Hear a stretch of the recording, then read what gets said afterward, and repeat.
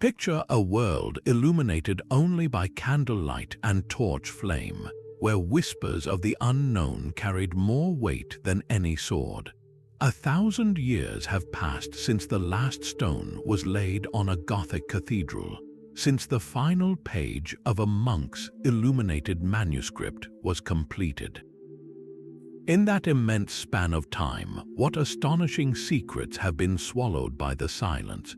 What truths about the medieval world have simply vanished, leaving behind only fragments and questions that taunt us from the shadows? We often think of the Middle Ages as a time defined by chivalrous knights, imposing castles, and the grim shadow of the Black Death. But that's merely the surface, the story told in broad daylight. Beneath it lies a far more fascinating and elusive narrative, a tapestry woven with threads of the inexplicable and the extraordinary. This was an era when the boundary between the natural and the supernatural was blurred, when entire civilizations could rise, achieve wonders, and then disappear from the historical record almost without a trace. It's in these forgotten corners, these silent gaps in our knowledge, that the true mysteries of the medieval period lie waiting. Today, we are embarking on a journey to uncover them. We are going to venture far beyond the familiar tales to explore 30 of the most compelling forgotten mysteries of the medieval world. These are not just simple historical puzzles, they are profound enigmas that challenge the very foundations of what we think we know about this complex millennium. We will stand before massive stone structures built with impossible precision and ask how. We will decipher cryptic maps that seem to depict lands no European should have known existed. We will follow the trails of mysterious artifacts that defy explanation and investigate the sudden, silent disappearances of entire communities. Each mystery is a doorway into a different aspect of the medieval mind, a glimpse into their fears, their ambitions, and their incredible, often overlooked capabilities. This is not a journey for the faint of heart, because to explore these shadows is to accept that some questions may never have definitive answers, and that history is far stranger and more wonderful than any fiction. So allow yourself to be pulled into the past. Let's set aside our modern certainty for a moment and open our minds to the possibility of the extraordinary. Together, we will sift through the dust of centuries, piecing together clues left behind by chroniclers, architects, and explorers who could never have imagined we would be searching for their truths. This exploration is more than a list. It is a detective story spanning continents and centuries, a quest to reclaim stories that time nearly erased. From the fog-shrouded coasts of Greenland to the deepest forests of Europe, from the deserts of the Middle East to the icy peaks of the Andes, the medieval world was connected by riddles we are only now beginning to understand. Get ready to have your perception of the Dark Ages permanently illuminated, because the forgotten mysteries we are about to uncover reveal a past that is infinitely more mysterious and more brilliant than you ever believed possible. And so we begin our journey into the shadows with a mystery that has captivated treasure hunters and historians for centuries, a tale of unimaginable knowledge and a tyrant's hidden treasure. Our first enigma takes us to the heart of 16th century Russia, to the court of one of history's most fearsome rulers, Ivan IV, known to the world as Ivan the Terrible. The legend speaks of a prize far greater than any chest of gold or jewels, a vast, secret library containing what might be the most significant collection of classical knowledge ever assembled. This was the legendary Libreria, a hoard of ancient Greek and Roman texts so profound that its discovery would fundamentally reshape our understanding of the ancient world. The story of this library begins not in Moscow, but with the fall of a great empire. In the year 1453, the Ottoman Turks finally breached the walls of Constantinople, bringing the 1,000-year-old Byzantine Empire to a crashing end. As the city burned, its last emperor died on the ramparts, but what of its greatest treasure? Constantinople had been the guardian of classical knowledge for a millennium, its libraries preserving countless scrolls and codices that had been lost to Western Europe during the Dark Ages. The legend claims that as the city fell, these priceless manuscripts were smuggled to safety. They eventually made their way to Rome, and from there, the story takes a surprising turn. Ivan's grandmother, Sophia Paleolog, was a Byzantine princess married to the Grand Prince of Moscow in a political alliance. It is said she brought this incredible collection with her as part of her dowry, a desperate attempt to preserve the legacy of her fallen homeland. The library then passed to her grandson, Ivan, a man who was as erudite as he was cruel, a scholar Tsar who would have understood the immense power contained within those ancient pages. But Ivan the Terrible was also profoundly paranoid. He did not place these treasures on public display. Instead, he is believed to have hidden them away, secreting the collection deep beneath the streets of Moscow. For generations, explorers have searched for this fabled trove. Some theories point to a network of secret chambers and tunnels beneath the Kremlin itself, a subterranean world built during Moscow's early expansion. Others suggest the library was walled up within the catacombs of the Kitay-Gorod district, or even hidden beneath the old Sokolniki slopes. The search has been relentless. In the 18th century, a team of architects stumbled upon a mysterious, vaulted chamber deep below the Kremlin, but before they could explore further, they were ordered to seal it up by a nervous government. Centuries later, during construction of the Moscow metro, workers reportedly found a hidden room filled with old chests, but again, official intervention halted any investigation. Every potential clue has led to a dead end, often shrouded in secrecy and official denial. The enduring fascination with the lost library isn't just about the thrill of discovery, it's about what those texts might contain. Historians speculate that the collection could include lost plays by Sophocles, missing histories by Tacitus, and perhaps most tantalizingly, original works by Aristotle and Plato that have been absent from the human record for over 2,000 years.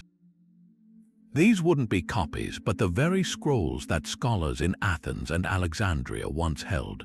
Finding them would be like recovering a missing chapter of the human story, offering new insights into philosophy, science, and politics that could challenge our most basic assumptions about the ancient world.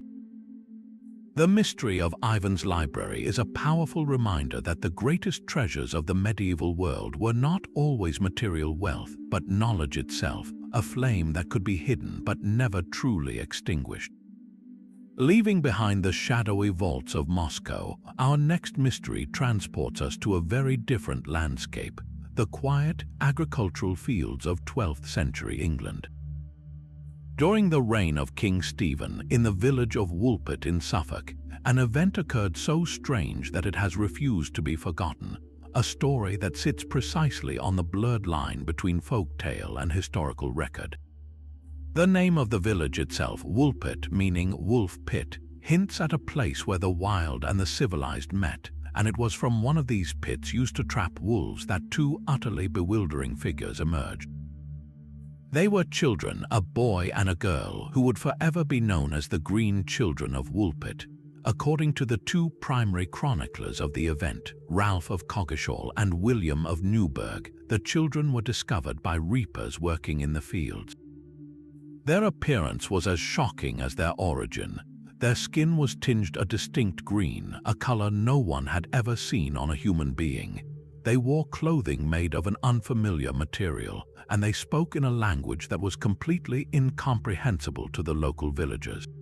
The children were terrified and hungry, but they initially refused all food offered to them. Eventually, they were brought to the home of a local knight, Sir Richard de Calne. It was there, over time, that their story began to slowly unravel as they learned to speak English. The girl, who became the primary narrator after her brother, sadly grew sickly and died, described a world that was even more incredible than their green skin. She said they came from a land called St. Martin's Land, a place where the sun never rose and the light was perpetual twilight, like the glow of a late evening. She and her brother had been tending their father's flocks when they heard a loud sound like bells ringing. Following the noise, they found themselves in a cave, and after wandering in darkness, they eventually emerged into the blinding brightness of the Suffolk sun, stumbling out of the wolf pit to be found by the reapers. Modern scholars have attempted to rationalize this bizarre account for centuries, offering explanations that range from the plausible to the speculative. One of the most compelling theories suggests the children were Flemish immigrants. During this period, there was significant ethnic tension in East Anglia, and Flemish settlers faced persecution and even violence. The children may have been orphans who fled into the dense, dangerous woodland known as the Thetford Forest after their community was attacked. Lost, starving, and suffering from a form of hypochromic anemia, perhaps caused by a diet severely deficient in iron, their skin could have taken on a pale, greenish hue. The unknown language they spoke would simply have been Flemish. Their description of a twilight land could be a child's memory of the deep, dark forest where the sun was indeed obscured, and the loud bells they heard might have been those from a nearby abbey guiding them to safety or into a new kind of captivity. Yet the Flemish immigrant theory, while logical, doesn't entirely satisfy the mystery. It doesn't fully explain why the chroniclers, who were recording events they believed to be true, would emphasize the green coloration so strongly if it were merely a symptom of malnutrition. This gap in the logical explanation has allowed for more extraordinary interpretations to flourish. Some have proposed the children were visitors from a parallel world or another dimension, stumbling through a temporary portal near the wolf pit. In an era before science fiction, the chroniclers did their best to describe this encounter with the terminology available to them, hence the girl's description of a land of perpetual twilight. Others have even suggested a connection to folklore about underground people or fairies, beings often associated with strange hues and a discomfort with our world. The story of the Green Children shares striking similarities with tales of fairy abductions, but in reverse. Here, it is the otherworldly beings who have accidentally crossed into our realm. The enduring power of the Woolpit story lies in its perfect ambiguity. It is a historical account recorded by relatively reliable sources, yet it describes something that feels like pure folklore. It provides just enough detail to be tantalizing but not enough to be conclusive. This allows it to live in two worlds at once, as a potential case of a documented historical anomaly involving lost and traumatized children, and as a timeless folktale about the mysteries that might lie just beyond the borders of our own understanding. The Green Children remind us that the medieval world was still full of uncharted spaces, both on the map and in the human imagination, where the line between the possible and the impossible was wonderfully and terrifyingly thin. But if the Green Children represent a mystery of people, our next enigma is a mystery of a book that has become the holy grail of cryptographers and the ultimate cold case of historical research. Imagine discovering a volume that looks like a medieval herbal or scientific text, filled with page after page of graceful, unknown script flowing from left to right as if it were a real language. The pages are illustrated with intricate drawings of plants that have never been identified, of celestial charts that don't match any known astronomy, and of countless small, naked women bathing in a network of interconnected tubes and pools filled with a strange green liquid. This is the Voynich manuscript, a 240-page codex that has stubbornly resisted every single attempt to understand it for over 500 years. It is, without exaggeration, the world's most mysterious book. The physical object itself is a marvel. Carbon dating has placed its vellum pages to the early 15th century, between 1404 and 1438, most likely originating in northern Italy. The ink and paints are consistent with the period. This tells us the book is genuinely old, not a modern forgery, but from that point all certainty vanishes. Its known history before the 20th century is a blank slate.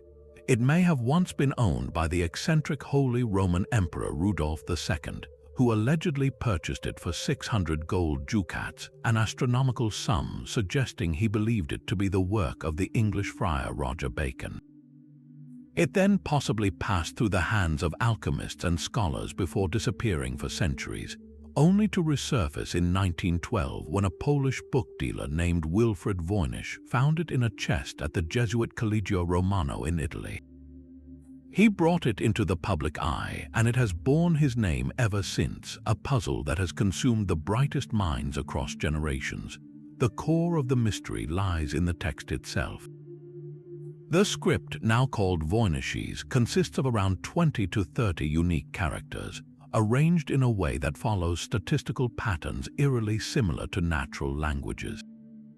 There are words, sentences, and paragraphs that look structured and meaningful.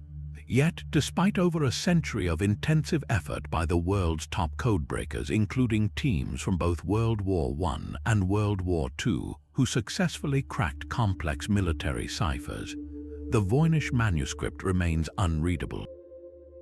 Not a single word has been conclusively translated. The illustrations only deepen the confusion. The botanical section shows plants with roots and leaves that are fantastical hybrids of known species or are entirely alien. The astronomical section features circular diagrams of stars and zodiac symbols, but the arrangements are nonsensical. And then there are the so-called biological and balneological sections, which depict those nude female figures immersed in bizarre green baths, connected by what appear to be plumbing systems, an image that is utterly unique in medieval art. The leading theories to explain the manuscript are as varied as they are fascinating. The first possibility is that it is an incredibly elaborate and deliberate hoax created to dupe a wealthy patron like Emperor Rudolf. Proponents of this theory argue that the text is gibberish, cleverly designed to mimic the patterns of language without any actual meaning. However, the statistical properties of the text are so complex that creating such a convincing but meaningless hoax would have been a monumental task in the 15th century, far beyond the capabilities of most forgers. A second theory posits that it is written in a genuine but otherwise unknown natural language. Perhaps it represents a lost dialect or was written in a language that is now completely extinct, its vocabulary and grammar disappearing without a trace. The third and most tantalizing idea is that it is encoded. It could be a sophisticated cipher protecting alchemical secrets, medical knowledge, or heretical religious ideas. Some even suggest it is a form of steganography, where the visible text is meaningless, but the real message is hidden in the subtle shapes of the characters or the illustrations themselves. More recently, a controversial theory proposed by a historian suggested the manuscript could be a mostly phonetic transcription of a Near Eastern language, specifically a form of proto-Romance, and that it was a compendium of women's health knowledge composed by a Dominican nun for Maria of Castile. While this claim generated excitement, it has been widely criticized by linguists and remains unverified. The truth is, the Voynich manuscript is a mirror reflecting our own desires. We look at its strange pages and we see what we want to see: a lost language, a secret code, a message from an alien intelligence, or simply the beautiful, mad ramblings of a medieval mind. It stands as a permanent challenge, a silent book from the past that dares us to understand it, reminding us that some mysteries are not meant to be solved quickly, if at all. They exist to humble us, to show that even in our age of information, the medieval world can still keep its deepest secrets locked away. From a book of unbreakable code, we now turn to a fortress that became a prison, and a crime that has haunted the English crown for over 5 centuries. This is a story of power, ambition, and the chilling disappearance of 2 children whose fate would forever stain the pages of history. In the tumultuous summer of 1483, the Tower of London, that formidable symbol of royal authority, became the backdrop for one of the most enduring mysteries of the medieval world, the fate of the princes in the tower. The stage was set by a sudden death. In April of that year, the strong and charismatic King Edward IV died unexpectedly, leaving the throne to his 12-year-old son, Edward V. The boy king and his younger brother, 9-year-old Richard, Duke of York, were residing at Ludlow Castle under the protection of their maternal uncle, Anthony Woodville. As they journeyed to London for the young king's coronation, they were intercepted by their paternal uncle, Richard, Duke of Gloucester. Richard, who had been appointed Lord Protector to rule until Edward came of age, swiftly arrested Anthony Woodville and took control of the princes. He placed them in the royal apartments within the Tower of London, which at the time was not solely a prison but also a palace where monarchs traditionally resided before their coronation. For a few weeks, the boys were seen playing in the Tower Gardens. Then they vanished from public view entirely. What happened next was a breathtakingly swift seizure of power. Richard, Duke of Gloucester, declared his brother's marriage to the boy's mother, Elizabeth Woodville, invalid, claiming Edward IV had been pre-contracted to marry another woman. This act of parliamentary manipulation, known as titulus regius, rendered all of Edward's children illegitimate and thus ineligible for the throne. The Lord Protector was now the rightful heir. On the 6th of July, 1483, Richard was crowned King Richard III. The two princes, the undeniable obstacles to his rule, were never seen again.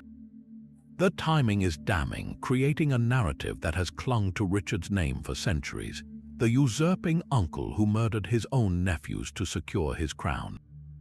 The primary source of this villainous portrait is the Tudor historians who wrote after Richard's death. The most famous account comes from Sir Thomas More, who, writing during the reign of Henry VIII, provided a detailed, gruesome story. He claimed that Richard ordered his loyal constable of the Tower, Sir James Tyrrell, to arrange the murders. Tyrrell supposedly enlisted two men who smothered the boys in their sleep with pillows and then buried them secretly at the foot of a staircase within the tower. This story, however, was written decades after the fact by a man who was only 5 years old when the princes disappeared. His history is filled with dramatic dialogue and details that feel more like literary invention than factual reporting, and it was composed to legitimize the Tudor dynasty that overthrew Richard. For the Tudors, painting Richard as a monstrous child killer was essential political propaganda, justifying Henry VII's own somewhat tenuous claim to the throne.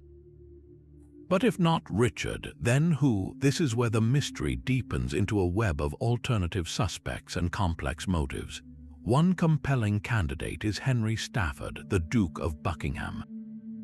Buckingham was initially Richard's key ally, instrumental in helping him seize power, but he later led a massive rebellion against the king for reasons that remain unclear. Some historians speculate that Buckingham acted out of guilt, or perhaps because he discovered Richard had ordered the murders and could no longer support him. Others flip this theory on its head, proposing that Buckingham himself ordered the murders without Richard's knowledge, hoping to destabilize the kingdom and clear a path for his own royal ambition, as he had a distant claim to the throne. His subsequent rebellion could then be seen as a direct attempt to seize the crown he believed was now within his reach. The most audacious suspect, however, is the man who ultimately defeated Richard III at the Battle of Bosworth Field and founded the Tudor dynasty, Henry VII. Henry's claim to the throne was exceptionally weak, relying on a combination of Lancastrian lineage and right of conquest. The continued existence of the princes in the Tower, even if declared illegitimate, presented a permanent threat to his reign. If they were alive when Henry took the throne, he would have had a powerful motive to eliminate them. In fact, one of Henry's first acts as king was to repeal titulus regius, making the princes legitimate again, but crucially without ever producing them alive. This clever legal move meant that if any future impostor claimed to be one of the princes, Henry could have them executed as a traitor for plotting against the rightful king, a king whose legitimacy was based on the princes being dead. It was a perfect political trap. The physical evidence, or rather the lack of it, adds another layer of intrigue. In 1674, during renovations to the tower, workmen discovered a wooden chest buried beneath a staircase leading to the chapel in the White Tower. Inside were the skeletons of 2 children. King Charles II, believing these to be the remains of the princes, had them interred in a grand urn in Westminster Abbey. In 1933, the bones were examined. The forensic analysis was inconclusive but suggested the skeletons belonged to children roughly the right ages, and there were signs of a spinal deformity in the older child, which some linked to Edward V, who was reported to have had one shoulder slightly higher than the other. However, the examination was far from definitive, and the Abbey has refused all subsequent requests for modern DNA testing. Without it, we cannot be certain whose bones they are, or even if they are both boys. They could be a tragic red herring, the remains of 2 entirely different children from a different era. The enduring fascination with this case lies in its perfect storm of high stakes, lost evidence, and biased storytelling. It is the ultimate historical cold case, a whodunit played out on a national stage with the throne of England as the prize. Every piece of evidence is circumstantial, every suspect has a powerful motive. We are left weighing probabilities in the absence of proof.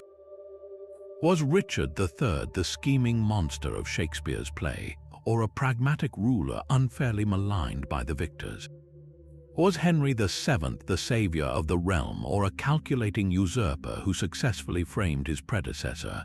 The mystery of the princes in the tower forces us to confront the uncomfortable truth that history is not just a record of what happened, but a story shaped by those who ultimately hold the power to write it. It remains a cornerstone of royal intrigue because it asks a question that resonates far beyond the cold stones of the tower. How far will people go for power, and what truths are we willing to bury to secure our own version of the past? From the silent, cold stones of the Tower of London, we now journey to a scene of frenzied, terrifying life in the heart of 16th century Europe. Imagine a sweltering July day in the city of Strasbourg, a bustling free city within the Holy Roman Empire. The air is thick with the smells of a densely packed medieval community, a place already on edge from a year of devastating crop failures, brutal famine, and the ever-present shadow of syphilis. On this day, in the year 1518, a woman named Frau Trophia steps into a narrow street and begins to dance. There is no music, there is no celebration. Her movements are not joyful but frantic, compulsive, a desperate and involuntary seizure of the body that she cannot stop. She dances for hours until her feet are bloody and her body screams with exhaustion. When she finally collapses, she has only a few hours of fitful sleep before the irresistible urge returns, forcing her back into her solitary, macabre performance. This was not a singular oddity but the first spark of a social inferno. Within a week, the affliction had spread to nearly 3 dozen others. Alarmed city magistrates, operating on a medieval medical principle that suggested the dancers simply needed to dance it out, made a catastrophic decision. They cleared a public square, erected a temporary stage, and even hired musicians and professional dancers to encourage the afflicted. The idea was that structured, continuous dancing would break the fever and purge the condition. Instead, it created a perfect storm. By August, the epidemic had exploded. Hundreds of people were caught in the grip of the convulsions, their bodies writhing and jerking to an internal rhythm they could not control. The scene descended into a public health nightmare. Chroniclers of the time described a hellish spectacle. Individuals danced until their ribs fractured, until they suffered strokes or heart attacks, some literally dancing themselves to death. The plague raged for weeks, claiming dozens of lives before it finally, mysteriously, burned itself out. To understand the dancing plague, we must first step into the psyche of a medieval community pushed to the breaking point. The years leading up to 1518 had been relentlessly cruel to the people of Strasbourg. A series of failed harvests had led to severe malnutrition and skyrocketing food prices. Famine stalked the streets, weakening bodies and minds alike. Alongside this, outbreaks of new and terrifying diseases, particularly the disfiguring and poorly understood syphilis, known as the French disease, sowed panic and a deep sense of divine abandonment. The social fabric was frayed by extreme poverty and a pervasive belief that God was punishing the city for its sins. This combination of physiological stress from starvation and the profound psychological stress of living under an apparent curse created a tinderbox of collective anxiety.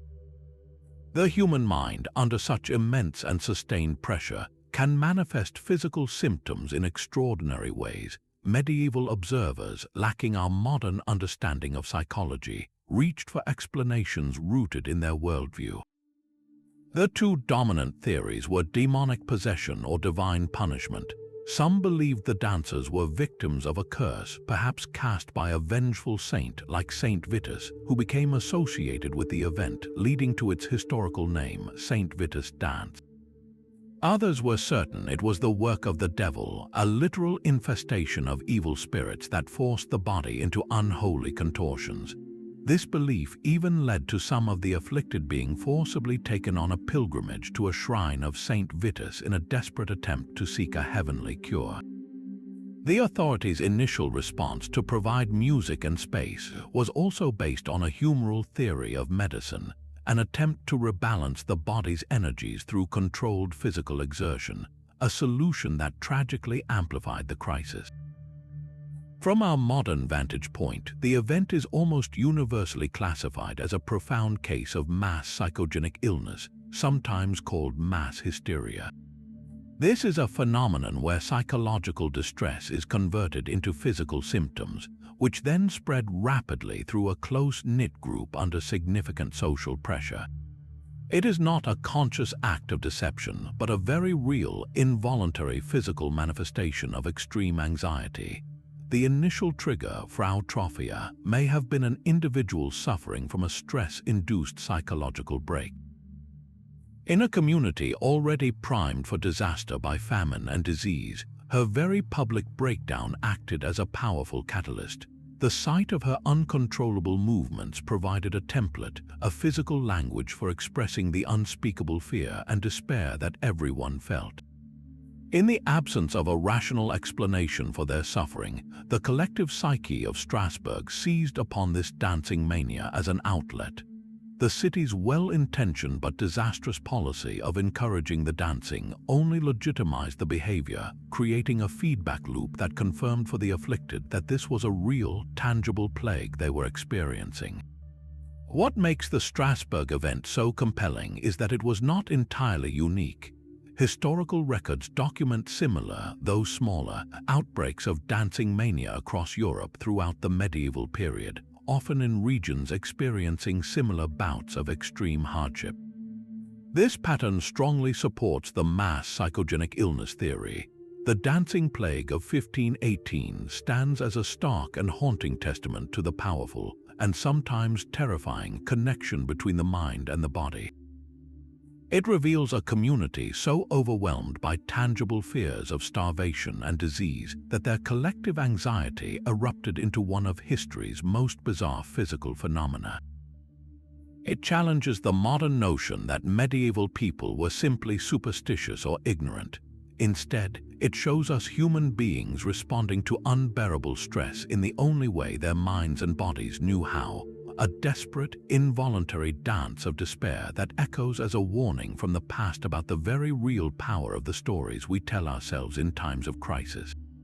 Our journey now takes us from the frantic public squares of Strasbourg to a place of serene, defiant isolation, high in the foothills of the French Pyrenees. Here, perched on a dramatic rocky peak known as a pog, stands the haunting ruin of Montségur. This castle was the final bastion of one of the most fascinating and persecuted religious movements of the Middle Ages, the Cathars. And it is here, in the final, desperate days of a brutal siege, that a legend was born, a legend of a treasure so profound that its secret has driven explorers and dreamers for centuries. This is not just a story of lost gold, it is a story of a lost faith and the possibility that its most sacred relics escaped the flames. To understand the treasure, we must first understand the Cathars. They were not simply another sect of Christianity, they represented a radical alternative to the powerful Catholic Church of the 13th century. The Cathars, also known as the Albigensians after the town of Albi in the Languedoc region, were dualists. They believed the material world was the creation of an evil, lesser god, a prison for the soul, while the spiritual world was the pure creation of a benevolent, true God. Consequently, they viewed the Catholic Church, with its immense wealth, political power, and ornate rituals, as a corrupt institution hopelessly entangled in the evil of the material realm. They lived lives of extreme austerity, seeking to become perfecti, or perfect ones, through renunciation of the world. Their message of simplicity and spiritual purity resonated deeply with many in southern France, creating a society that openly challenged the authority of Rome. This challenge could not stand, and the Church responded with horrific force, launching the Albigensian Crusade, a 20-year war of extermination that pitted the northern French nobility against the lords and people of the Languedoc. It was a crusade as much about political conquest as religious orthodoxy, and it drenched the region in blood. The siege of Montségur in 1243 and 1244 was the tragic culmination of this crusade. The castle had become a symbolic capital for the remaining Cathar faithful and their protectors. For 10 months, a crusader army surrounded the mountain, but the fortress was considered nearly impregnable. However, in a stunning turn of events, a group of local mountaineers managed to scale the cliffs at night and capture a strategic forward outpost, allowing siege engines to be brought within range. The defenders, knowing their situation was now hopeless, negotiated a surrender. They were offered surprisingly lenient terms. All who renounced their Cathar faith would be pardoned. But faith was the entire point. When the truce ended on the 16th of March 1244, over 200 perfecti, men and women who had taken refuge in the castle, refused to recant. They were led down the mountain, bound to a large field below, and burned alive in a massive pyre. It was a brutal, final act intended to erase their belief from the earth. But the legend claims that not everything was lost. In the weeks before the surrender, under the cover of the negotiated truce, something extraordinary happened. Under the cover of a winter night, several Cathars are said to have been lowered down the sheer cliff face on the least accessible side of the mountain. These individuals carried with them the treasure of the Cathars. The nature of this treasure is the core of the mystery. It almost certainly was not chests of gold and jewels. The Cathars explicitly despised material wealth. So what was so valuable that it had to be saved at all costs? One theory suggests it was their communal treasury, funds to ensure the survival of their scattered community in exile. But a more tantalizing idea is that the treasure was spiritual. It could have been sacred texts, their own gospels or interpretations that contain the pure essence of their dualist belief, knowledge that the Church was determined to destroy. This is where the legend expands into the realm of high adventure. Some researchers, like the 19th century archaeologist and treasure hunter Otto Ron, became convinced the treasure was nothing less than the Holy Grail itself.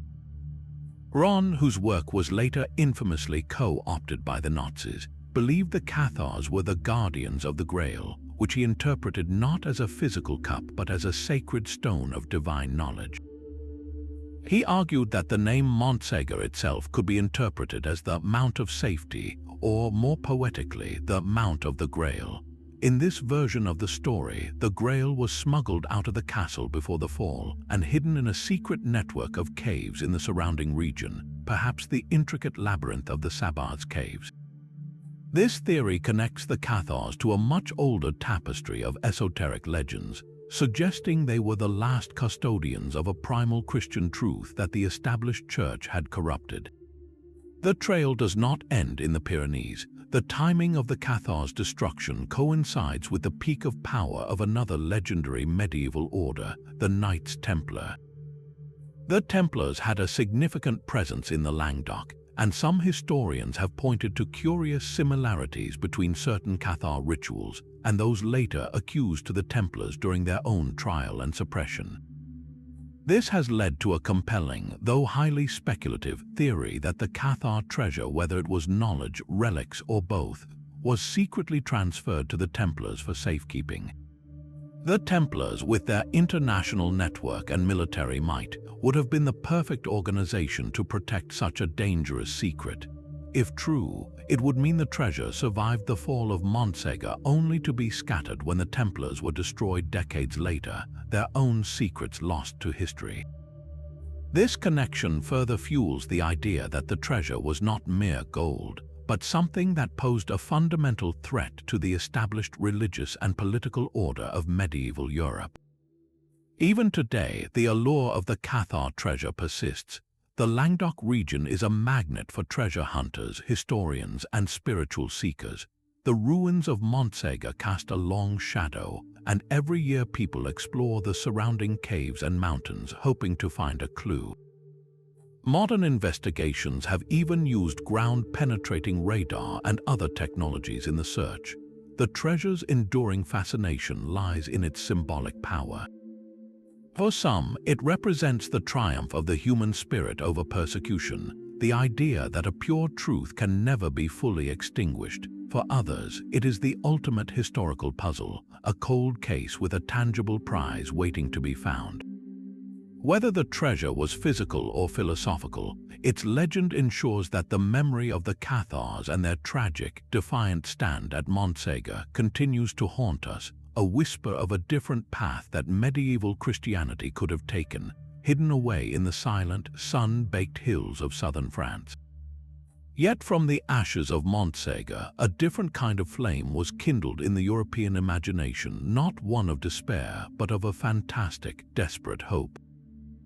In an era defined by crusades and religious conflict, a tantalizing rumor began to circulate, a story that promised a powerful ally waiting just beyond the known world.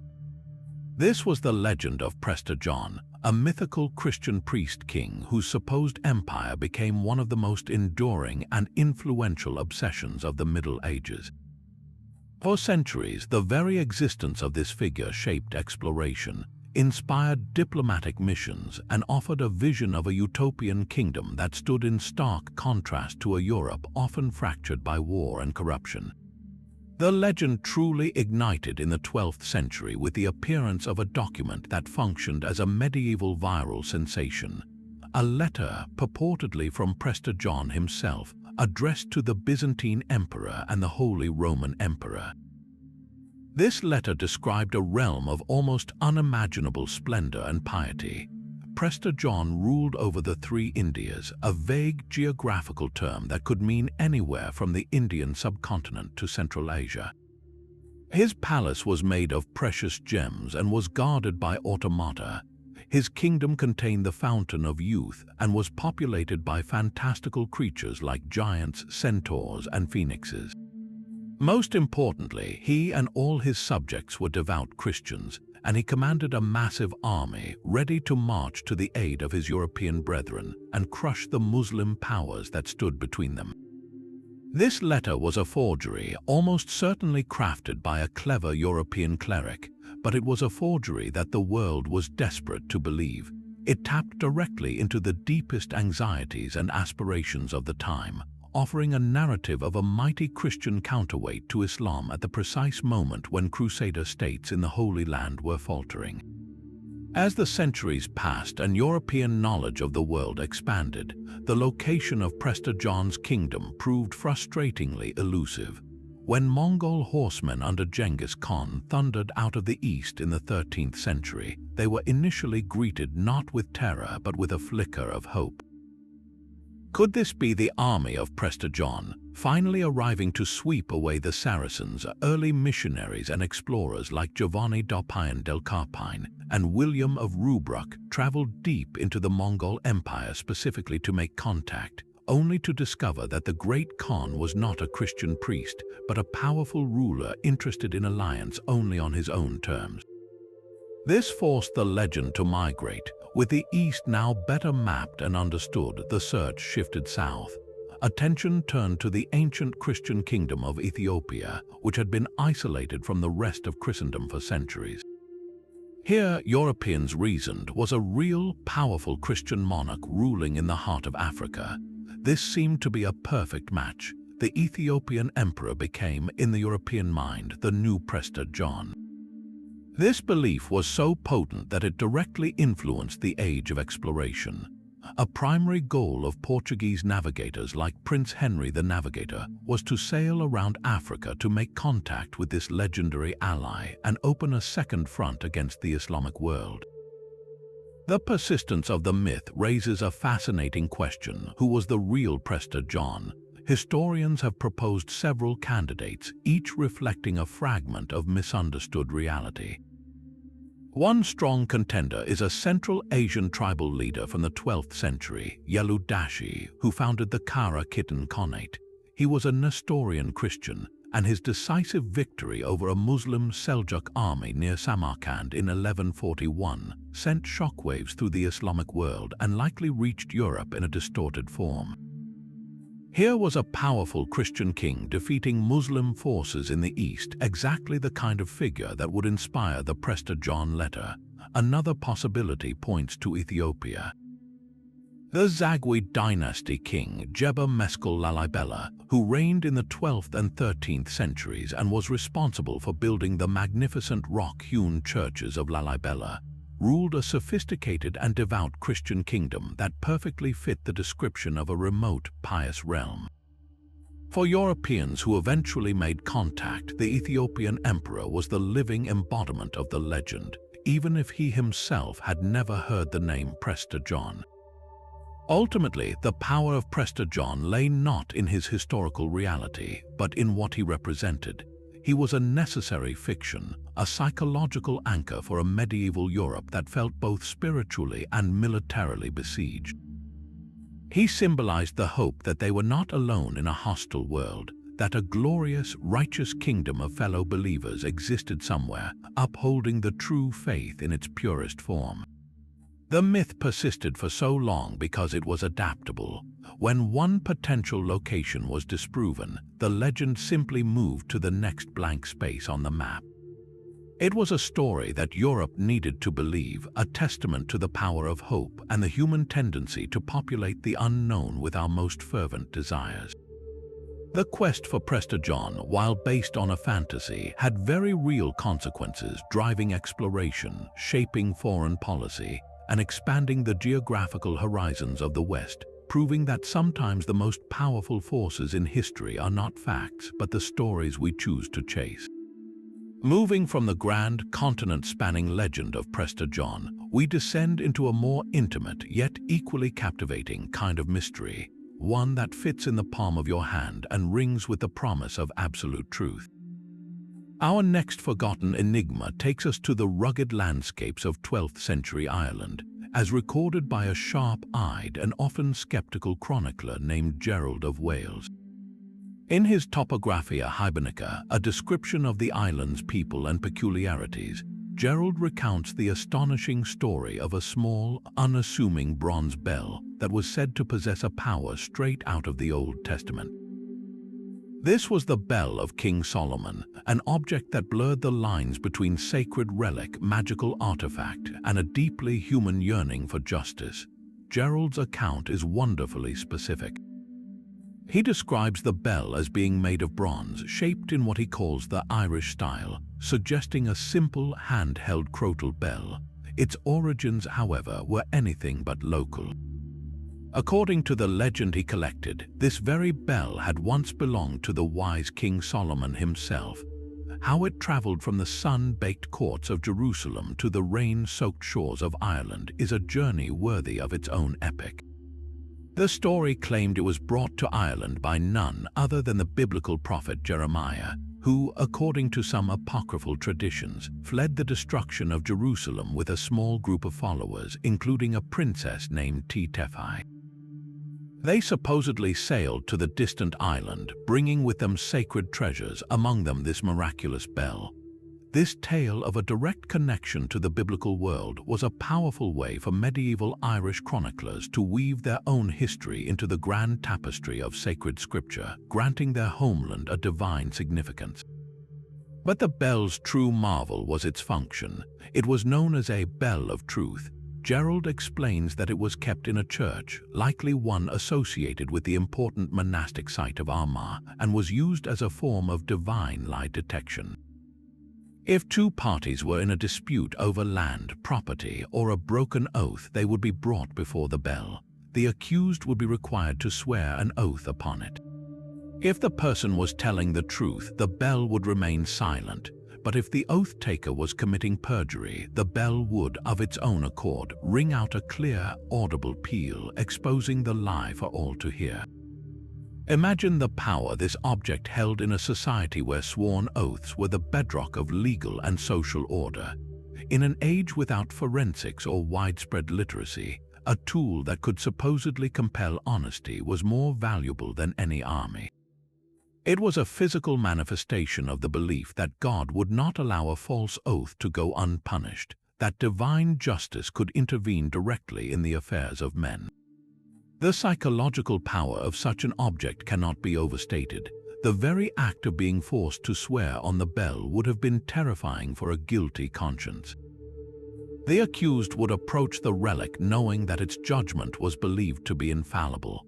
The anticipation, the fear of a public, supernatural humiliation would have been immense. It's highly probable that many potential perjurers, gripped by this fear, simply confessed on the spot rather than risk the bell's ringing condemnation. In this way, the bell operated as a brilliant piece of psychological theater, leveraging the deep-seated faith and superstition of the community to enforce honesty. Its effectiveness likely had less to do with any inherent magic and more to do with the powerful grip of belief. For the medieval mind, the line between a miracle and a psychological phenomenon was invisible. Both were evidence of God's will at work. Gerald of Wales, a man of the church but also a product of a more rationalistic scholarly tradition, treats the story with a fascinating blend of credulity and caution. He reports the legend as it was told to him, but he doesn't explicitly confirm its supernatural powers. His inclusion of it serves a dual purpose. It makes for a captivating story that highlights the perceived strangeness of Ireland to his continental readers, while also illustrating a core medieval concept, the concept of Eudicium Dei, or the judgment of God. This was the belief that God would intervene to prove innocence or guilt through trials by ordeal, like carrying a hot iron or trial by combat. The Bell of Solomon fits perfectly into this worldview. It was a non-violent clerical form of ordeal, a divine test administered by the church rather than by combatants. The ultimate fate of the bell is, like so many medieval relics, a mystery. Sometime after Gerald recorded its story, it vanishes from the historical record. It may have been lost during the Norman invasions of Ireland, melted down for its metal, or simply misplaced as belief in such overt divine interventions waned. But its story is a perfect window into the medieval mindset.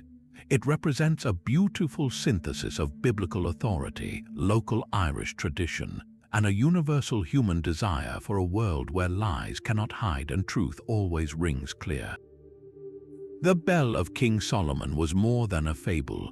It was a tangible expression of hope that in an uncertain world, higher powers were watching, and that justice ultimately would have the final word. But as the legend of Prester John offered a shining hope from the east, a far more chilling vision began to appear in the waters off the coast of Europe, a vision born not of hope but of absolute despair. This brings us to a mystery rooted in one of the most catastrophic events of the 14th century, an event that turned the world itself into a waking nightmare. For 2 relentless years, from 1315 to 1317, a climatic anomaly now known as the Great Famine gripped northern Europe. It was a disaster of biblical proportions, triggered by a period of abnormally heavy rainfall and cold weather that ruined harvest after harvest. The result was mass starvation, skyrocketing food prices, and a complete breakdown of the social order. And it was against this backdrop of societal collapse that sailors and coastal villagers began reporting sightings of something impossible. Ghost ships described as black and unmanned, drifting silently through the fog like specters of doom. The accounts of these vessels are hauntingly consistent. Chroniclers of the time, such as the monk John of Troclo in England, wrote of ships with black sails appearing off the coast, their decks completely empty of any crew. They moved against the wind or stood unnaturally still in turbulent waters. Some reports claimed these ships emitted an unearthly glow or were surrounded by an unnatural silence, even in a storm. To a population already teetering on the edge of existence, these sightings were not mere maritime curiosities. They were potent omens. In the medieval worldview, the sea was a realm of profound mystery and danger, a literal abyss that could conceal biblical monsters and the gates to hell itself. The appearance of a ship with no crew signified a violation of the natural order. It suggested that even the sea, humanity's highway for trade and exploration, had been cursed, its mariners swallowed by a fate so terrible it left their vessel to wander eternally. To understand why these stories took hold, we must first grasp the sheer psychological trauma of the Great Famine. This was not simply a time of hunger, it was an era of absolute societal unraveling. Chroniclers describe people eating dogs, cats, and even their own children. Mass graves became commonplace, the very fabric of community trust dissolved as neighbors turned on each other for a crust of bread. In such an extreme state of collective suffering, the human mind seeks patterns and explanations for its pain. Hallucinations from ergot poisoning, a fungus that grows on damp rye grain, could have caused entire communities to see shared visions. But more broadly, the ghost ships served a powerful psychological purpose. They became a tangible symbol for the invisible, unstoppable force that was destroying their world. The famine had no face, no single enemy to fight, but a black ship sailing ominously towards the shore. That was a threat that could be seen and feared. It externalized the internal terror, giving a form to the formless anxiety that gripped the continent. Yet, could there be a kernel of terrifying reality behind these supernatural tales? One of the most plausible explanations points to the grim reality of plague ships. The famine weakened populations, making them susceptible to disease. It is entirely possible that trading vessels or fishing boats were struck by a sudden, violent illness, perhaps typhus or even an early outbreak of the Black Death, that wiped out the entire crew while the ship was still at sea. Such a vessel would indeed become a ghost ship drifting with the currents, its sails weathering to a dark hue, a floating tomb that might occasionally be sighted from shore before being lost again to the waves. The silence and the empty decks reported by witnesses would be horrifyingly real. Another theory suggests these were not derelicts at all, but very much manned ships engaged in a horrific practice, Viking-style raids by desperate survivors. In the final, brutal stages of the famine, coastal communities were incredibly vulnerable. A ship with its crew hiding below deck, using a black sail to appear ominous and to mask their numbers, could easily have been the precursor to a swift and devastating attack on a starved village, after which the ship would disappear back into the mist, leaving behind only the legend of a phantom raider. The ghost ships of the Great Famine stand at a fascinating crossroads. They are a perfect example of how folklore is born from the collision of real-world trauma and the human need to make sense of the incomprehensible. These stories were not mere superstition, they were the symptoms of a collective psyche pushed beyond its limits. The black, unmanned vessel became a powerful archetype, a symbol of abandonment and hopelessness that would echo through later maritime folklore, influencing tales of the Flying Dutchman and other phantom ships. The mystery today is not necessarily whether people saw something on the water. They almost certainly did. The true enigma lies in untangling what was actually there from what their terrified, starving minds needed to see. These sightings remind us that history is not just a record of events, but also a record of human perception, and that sometimes the most haunting mysteries are not about ghosts, but about the very real and profound ways in which people try to survive a world that has suddenly become a nightmare.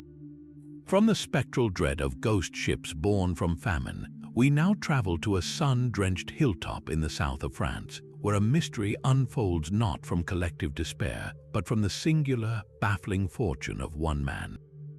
Our next enigma, while blooming in the late 19th century, has roots that dig deep into the soil of medieval heresy, royal bloodlines, and some of the most persistent conspiracy theories of the modern age.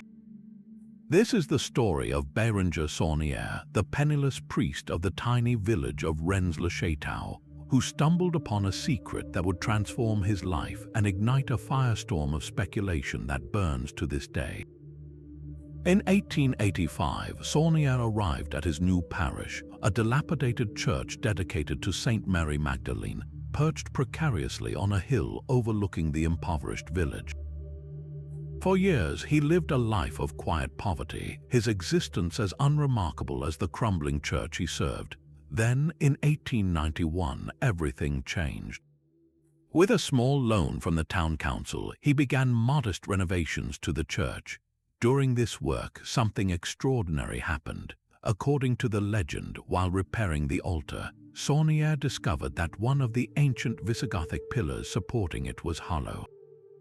Inside, he found several sealed wooden tubes. Within these tubes were parchments, medieval documents filled with cryptic messages written in a complex code.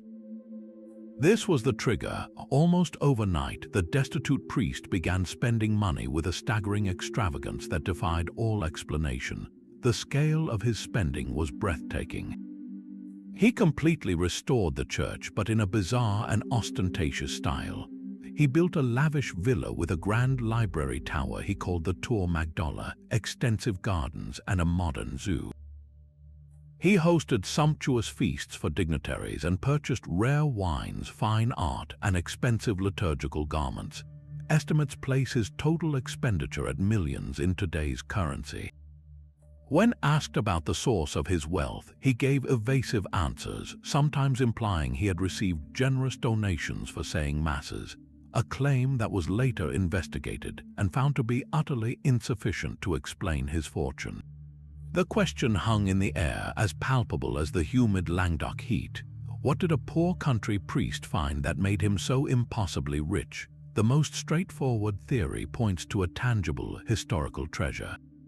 Rennes-le-Château sits on land steeped in history, once a stronghold of the Visigoths who sacked Rome and were said to have looted immense treasures, including perhaps the lost treasure of the Temple of Jerusalem. Another possibility is that it was the hidden treasury of the Cathars, smuggled out of Montségur before the final siege. Saunière could have literally unearthed a king's ransom in gold coins or precious relics, which he then secretly liquidated over time. This is a compelling, simple explanation. The priest found buried treasure. Yet for many, the idea of mere gold feels too mundane for a mystery of such depth and strange symbolism. This is where the story plunges into the realm of the esoteric. The alternative theory suggests that the parchment Saunière discovered did not lead him to gold, but to a secret so explosive it was worth a fortune in hush money to powerful forces who did not want it revealed. In the 1950s and 60s, this narrative was aggressively popularized by a series of books, most notably The Holy Blood and The Holy Grail, which wove the Saunière mystery into a grand tapestry of conspiracy. The theory proposes that the coded parchments contained genealogical proof that the Merovingian dynasty, the first royal line of France, were not mere barbarian kings, but were, in fact, the direct descendants of Jesus Christ and Mary Magdalene. According to this narrative, Jesus survived the crucifixion, fled to France with Mary, and their bloodline became the sacred royal lineage of Europe, protected for centuries by a secret society known as the Priory of Sion. In this version of events, Saunier's wealth was not from found treasure, but from blackmail.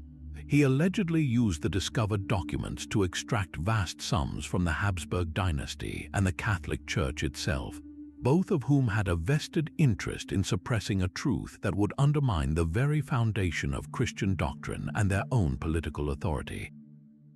The mysterious visitors to his villa were not friends, but negotiators.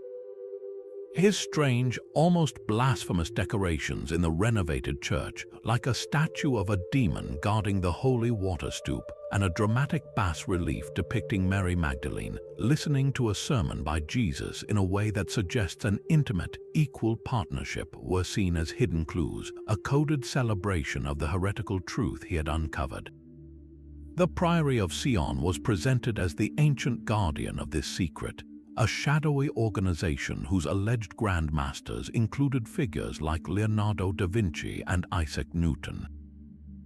However, in the 1990s, the Priory was conclusively revealed to be an elaborate hoax, fabricated in the 1950s by a Frenchman named Pierre Plantard. Yet the exposure of the hoax did not kill the mystery, it merely added another layer of intrigue. Why would someone create such an elaborate fiction? Was Plantard capitalizing on a pre-existing local legend, or was he attempting to use the Saunier story to grant himself a false aura of nobility?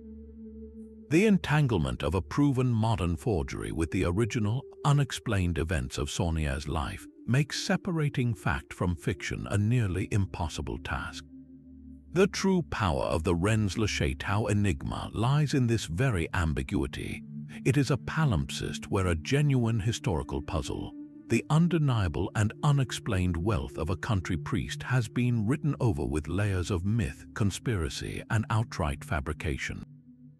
It connects the dots between the medieval Cathars, the Knights Templar, the French monarchy, and modern occultism, creating a story so compelling that it continues to inspire books, documentaries, and countless pilgrimages to the tiny village. Whether Saunier found Visigothic gold, Cathar treasure, or a secret that rewrites religious history, his story endures because it taps into a deep and abiding human desire, the belief that the past holds profound secrets, and that these secrets, if discovered, have the power to shatter our understanding of the world.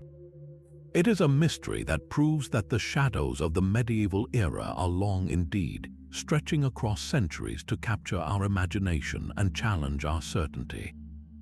But as tales of ghost ships spoke to a fear of divine abandonment, another figure began to walk the pages of medieval chronicles, a solitary being whose punishment was not to be destroyed but to endure forever. This is the legend of the Wandering Jew, a story that first emerged in the 13th century and quickly spread like wildfire across Europe. It tells of a man, often a shoemaker or a gatekeeper, who encountered Jesus on the way to Calvary. As Jesus paused, weary under the weight of the cross, this man supposedly taunted him to move faster. In response, Jesus delivered a chilling sentence: "I go, but you will wait until I return." Condemned to walk the earth until the second coming, this individual became an immortal witness to history, a perpetual outsider forced to observe the passage of centuries without ever finding rest or death. The first detailed written account appears in a 13th century Florentine chronicle, but the legend truly gained momentum after it was recorded in a pamphlet published in Leyden in 1602. This pamphlet claimed to document the testimony of a bishop who had met the Wandering Jew, now named Cathar, in Hamburg. The description was vivid and haunting. Cathar was portrayed as a solemn, deeply remorseful man who could never stay in one place for more than a few years. He was said to be a devout Christian, living in a state of perpetual penance, whose mere presence was a reminder of the passion of Christ and the reality of divine judgment. This version of the story framed the Wandering Jew not as a villain, but as a tragic, penitential figure, a living lesson in the consequences of a moment of cruelty. However, this seemingly straightforward Christian morality tale had a dark and pervasive underside. Throughout the Middle Ages, the figure of the wandering Jew became deeply entangled with and often fueled virulent antisemitism. In a Europe where Jewish communities were frequently scapegoated for plagues, economic problems, and social unrest, the legend provided a powerful and damaging archetype. The wandering Jew was portrayed not just as an individual who had sinned, but as a symbolic representative of the entire Jewish people, who are often falsely accused of collective responsibility for the death of Christ. His eternal wandering was twisted into a justification for the persecution and displacement of real Jewish communities, a supposed divine punishment that legitimized their statelessness and suffering. The legend became a vehicle for prejudice, transforming a theological story into a tool of social oppression. Yet, to view the legend solely through the lens of antisemitism is to miss its profound complexity and enduring psychological power. Beyond its malicious uses, the wandering Jew served as a fascinating archetype of the eternal witness. In an age before mass media, the character became a convenient literary device for chroniclers. He was a figure who could have been present at every major event in Christian history, a first-hand source who could corroborate biblical accounts and connect the distant past to the present day. Reported sightings over the centuries placed him everywhere from the battlefields of the Crusades to the streets of London during the Great Plague. He was a human anchor point for history, a way for medieval people to conceptualize the vast sweep of time and feel a tangible connection to the events of the Gospels. This idea of the witness also tapped into deep-seated human anxieties about mortality and memory. The wandering Jew was a cautionary tale about the desire for immortality itself. His curse was not just to live forever, but to watch everyone he ever knew or loved grow old and die. He was the ultimate outsider, forever separated from the normal human cycles of life, death, and community. He embodied the terrifying loneliness of eternity, a fate that many would consider worse than death. In this sense, the legend grappled with profound philosophical questions about time, guilt, and the price of witnessing the full arc of history without the release of oblivion. The legend's adaptability ensured its survival long after the medieval period. It flourished in literature, appearing in works by Percy Bysshe Shelley, Eugene Sue, and George Sylvester Viereck. In each iteration, the figure was reimagined to reflect contemporary concerns, sometimes as a romantic rebel, other times as a world-weary sage. Theologians also debated the implications of the story. If the wandering Jew was real, what did his existence say about divine mercy and the nature of forgiveness? Was his punishment eternal, or could he be redeemed at the end of days? These questions forced a confrontation with the core Christian themes of sin, penance, and grace, making the legend a persistent, unsettling presence in religious thought. The mystery of the wandering Jew, therefore, is not whether such a man actually existed, but why this particular story resonated so powerfully for so long. It is a mystery of the human psyche. The legend served multiple purposes at once. It was a tool for bigotry, a vessel for historical curiosity, a meditation on immortality, and a stark reminder of the power of a single moment of unkindness. He walks through our collective imagination because he represents something fundamental about the human condition: our fear of being forgotten, our terror of being alone, and our haunting suspicion that our actions, however small, might echo through eternity.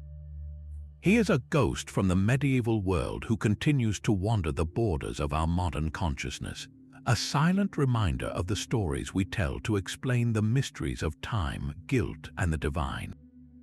From the ethereal, timeless curse of the wandering Jew, we now turn to a mystery grounded in the hard, tangible reality of imperial power and military might. A disappearance so complete it left a ghostly imprint on the Roman Empire and spawned legends for 1,000 years. Our next forgotten enigma centers on one of Rome's most formidable fighting forces, the Legio Romana Hispana, the 9th Spanish Legion. While its historical vanishing act occurred in the 2nd century, The true fascination lies in how its fate was reimagined and repurposed throughout the medieval period, transforming a military mystery into a tapestry of epic survival tales that stretched all the way to the foothills of Mount Ararat. The historical facts are stark and perplexing. The 9th Legion was a veteran unit, battle-hardened from campaigns across Europe and famously involved in the Roman conquest of Britain. For decades, it was a cornerstone of the Roman garrison there, its presence attested by inscriptions and tablets at its fortress in York, known as Eboracum. Then, around the year 120, it simply vanishes from all official records. There is no decrepit disbandment, no honorable mention of its service being concluded. It is just there one moment and gone the next. The most compelling historical theory is that the Legion was annihilated in a major, poorly documented uprising among the northern British tribes, perhaps during the reign of Emperor Hadrian. This catastrophe would have been so severe, so embarrassing to Roman military pride, that it was deliberately scrubbed from the public record, its standard lost and its number forever retired in shame. Hadrian's decision to build his famous wall across northern Britain soon after supports the idea of a serious military setback that required a new defensive strategy. But the human imagination abhors a vacuum, especially one as large as an entire legion. The official silence surrounding the 9th's fate became a blank canvas upon which the medieval mind painted far more glorious and mysterious pictures. In the absence of a documented death, a powerful legend was born, the legend of the Lost Legion's survival. Across Europe, and particularly in the chronicles of the eastern reaches of the old Roman world, stories began to circulate that the 9th had not been destroyed but had been transferred east to fight in the endless wars against the Parthian Empire. From there, the tale grew even more fantastical. Some accounts suggested that after campaigns in the Caucasus, a contingent of these battle-hardened Romans never returned. Instead, they marched into the rugged highlands of Armenia, a kingdom with a complex relationship with both Rome and Persia, and simply stayed. This is where history merges with folklore in a truly captivating way. The idea of a lost Roman colony embedded within an Armenian kingdom appealed to a deep-seated medieval desire for connection to the classical past. Armenian chroniclers themselves sometimes wove these tales, creating a foundation myth that linked their own noble families to the prestige and discipline of imperial Rome. The legend suggested that these legionaries, cut off from the disintegrating empire, intermarried with local aristocratic families, their Latin blood and military traditions enriching the Armenian cultural fabric. They were said to have formed their own fortified settlement, a little Rome in the mountains, preserving their customs and their faith for centuries. In some versions of the story, they even became the guardians of a great Christian relic, their martial purpose redirected to a holy cause. The endurance of this myth speaks volumes about the power of the Roman ideal long after the empire's fall. For medieval societies, Rome represented an unparalleled peak of civilization, order, and military prowess. The notion that a fragment of this glorious past might have survived, hidden away in a distant land, was a potent and romantic concept. It was a story told by kings seeking to legitimize their rule by claiming a lineage back to the Caesars, and by monks who saw in the legion's journey a divine plan, a means of spreading Christianity to the edges of the known world. The lost 9th Legion became a symbol of resilience, a testament to the idea that the spirit of Rome did not die with the empire but found a way to endure in the most unexpected of places. This medieval legend found a surprising echo in much later history, adding a fascinating layer of resonance. In the 19th century, as Western travelers and archaeologists began to explore the Ottoman Empire, they encountered a peculiar group known as the Hemtian people, an Armenian-derived community living in the remote Pontic Alps near the Black Sea. Some observers, struck by their distinct features, lighter skin, and unique traditions, speculated that they might be the literal descendants of those lost Roman legionaries, their Latin ancestry preserved through generations of isolation. While modern genetic studies have largely debunked this romantic notion, firmly placing the Hemshan within the Armenian genetic landscape, the very fact that the theory arose shows the enduring power of the Ninth Legion's mystery. It demonstrates how a historical enigma can shape perceptions for centuries, creating a narrative so compelling that people continue to see its evidence in the world around them. The mystery of the lost Armenian Legion is therefore a mystery on two levels. On one hand, it is a cold case of military history. What truly happened to the 5,000 men of the 9th Hispana in the misty highlands of Britain? On the other, it is a brilliant case study in how the Middle Ages processed loss and crafted meaning from the fragments of the past. The legend of their eastern journey provided a more palatable alternative to a grim and inglorious end. It transformed a potential military disaster into an epic of survival, a story that connected the familiar world of medieval Europe to the legendary East, and in doing so kept the ghost of Rome marching on long after its last emperor had fallen. Now, from the ghostly legions of Rome, we turn to a mystery that is profoundly intimate, a relic that promised not just a connection to history, but a direct, tangible link to the divine. This is the story of the Mandilion of Edessa, a sacred cloth whose journey is a thrilling saga of faith, power, and one of history's most audacious theories. Unlike shrouds or burial cloths, the Mandilion was unique. It was said to be a simple piece of fabric upon which the face of Jesus had been miraculously imprinted while he was still alive, creating the very first and most holy icon. The legend of its origin is beautiful and poignant. It begins in the 1st century kingdom of Edessa, in what is now modern Turkey. The story goes that King Abgar V, suffering from a terrible illness, sent a messenger to Jesus pleading for him to come and heal him. Unable to make the journey, Jesus instead pressed a cloth to his face and sent it back to the king. Upon receiving this cloth imprinted with the holy visage, King Abgar was instantly cured. This tale established the Mandilion not just as a portrait, but as a relic with potent, miraculous power. It became the Palladium of Edessa, its divine protector, and was venerated for centuries, hidden within the city walls for its own safety during periods of persecution. Its rediscovery in the 6th century, walled up in a niche above the city gate, was celebrated as a miracle in itself, cementing its status as a cornerstone of Eastern Christian devotion. The relic's journey, however, was far from over. In the 10th century, the Byzantine Empire, seeking to consolidate its spiritual authority, negotiated the transfer of the Mandilion from Muslim-controlled Edessa to the great capital of Constantinople. The arrival of the holy image in the year 944 was a moment of imperial triumph. The cloth was received with unparalleled reverence and housed in the pharaoh's chapel, the private imperial chapel within the vast Great Palace complex, alongside the empire's most precious relics such as the crown of thorns. For the next 250 years, the Mandilion was a central object of Byzantine piety, its image copied throughout the Orthodox world, defining the way Christ was portrayed for centuries. It was more than an artifact. It was considered a proof of God's incarnation, a physical witness to the reality of Christ. Then, in the year 1204, catastrophe struck.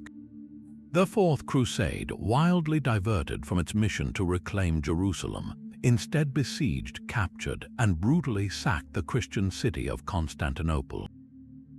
The three-day orgy of looting that followed was one of the greatest acts of cultural vandalism in history. Relics, gold, and artworks were plundered and scattered across Western Europe. And in the chaos, the Mandilion of Edessa vanished from all reliable historical records. It simply disappeared, its fate becoming one of the great unsolved mysteries of the medieval world. Some accounts suggest it was carried off by Crusader knights, perhaps finding its way into the treasuries of French nobles, while others hold that it was hidden by faithful priests and lost forever. The trail, for all intents and purposes, went cold. This is where the mystery takes a breathtaking turn. In the 1970-80s, a historian and author named Ian Wilson put forward a revolutionary and compelling theory. He proposed that the Mandylion of Edessa and the Shroud of Turin were, in fact, one and the same object. At first glance, this seems impossible. The Mandylion is described as a small cloth showing only a face, while the shroud is a large linen sheet bearing the faint, full-length image of a crucified man. Wilson's hypothesis, however, hinges on a simple but powerful idea. What if the shroud was folded? He suggested that for most of its early history, the cloth was not displayed fully open. Instead, it was carefully folded so that only the face was visible, mounted within a frame. This would perfectly explain why the Edessa cloth was known only as a facial image. The full, shocking truth of the crucifixion, the nail wounds, the lance mark, the bloodstains remained hidden, perhaps to avoid offending pious sensibilities or to protect the relic's authenticity from too much scrutiny. The historical and forensic evidence Wilson marshaled is strikingly persuasive. An 8th century account describes the Edessa image as being a tetradiplon, a Greek term that can be interpreted as folded in four. If the 14-foot-long shroud were folded in half lengthwise and then twice more, the result would be a compact rectangle showing precisely the face and nothing else. Furthermore, when artists in the 6th century began creating copies of the Mandylion, the facial features they depicted, the large, staring eyes, the long nose, the forked beard, the peculiar strand of hair falling over the forehead, are uncannily similar to the face on the Shroud of Turin. It's as if they were copying the same source image. The theory creates a seamless timeline. The cloth leaves Jerusalem, surfaces in Edessa as the Mandylion, is transferred to Constantinople, is looted in 1204, and eventually resurfaces in 14th century France in the possession of the Knight Templar Geoffroy de Charny, whose family later displayed it as the shroud we know today. Naturally, this theory is hotly debated. Skeptics point out that there is no explicit documentary evidence linking the two objects until centuries after the sack of Constantinople. They argue that the shroud's known history begins in the 1350s, and that the carbon dating tests performed in 1988, which dated the linen to the medieval period, seemingly close the case against its authenticity. Proponents of the Mandylion shroud connection counter that the carbon dating could have been skewed by contamination or by a medieval repair that went undetected. They argue that the absence of a documented history for the shroud before the 14th century is exactly what you would expect if it were the same as the looted Mandylion, a stolen treasure whose true identity was suppressed by its new owners. The debate is a fascinating clash between historical deduction, forensic science, and faith, a true historical detective story with the highest possible stakes. The fate of the Mandylion, therefore, remains one of the most captivating enigmas. If Ian Wilson's theory is correct, then the most famous Christian relic in the world today is also one of the most ancient, its story miraculously recovered after being lost for centuries. If the theory is incorrect, then the true Mandylion is still out there somewhere, perhaps waiting to be rediscovered in a forgotten church treasury or a private collection. Either way, the story of this holy cloth captures the intense medieval desire for a physical connection to Christ and the terrible fragility of history itself, where even the most venerated objects can be swept away by the tides of war, only to have their secrets debated for 1,000 years. It is a mystery that challenges us to look at a familiar image in an entirely new way, to see not just a face but a hidden history folded within the linen.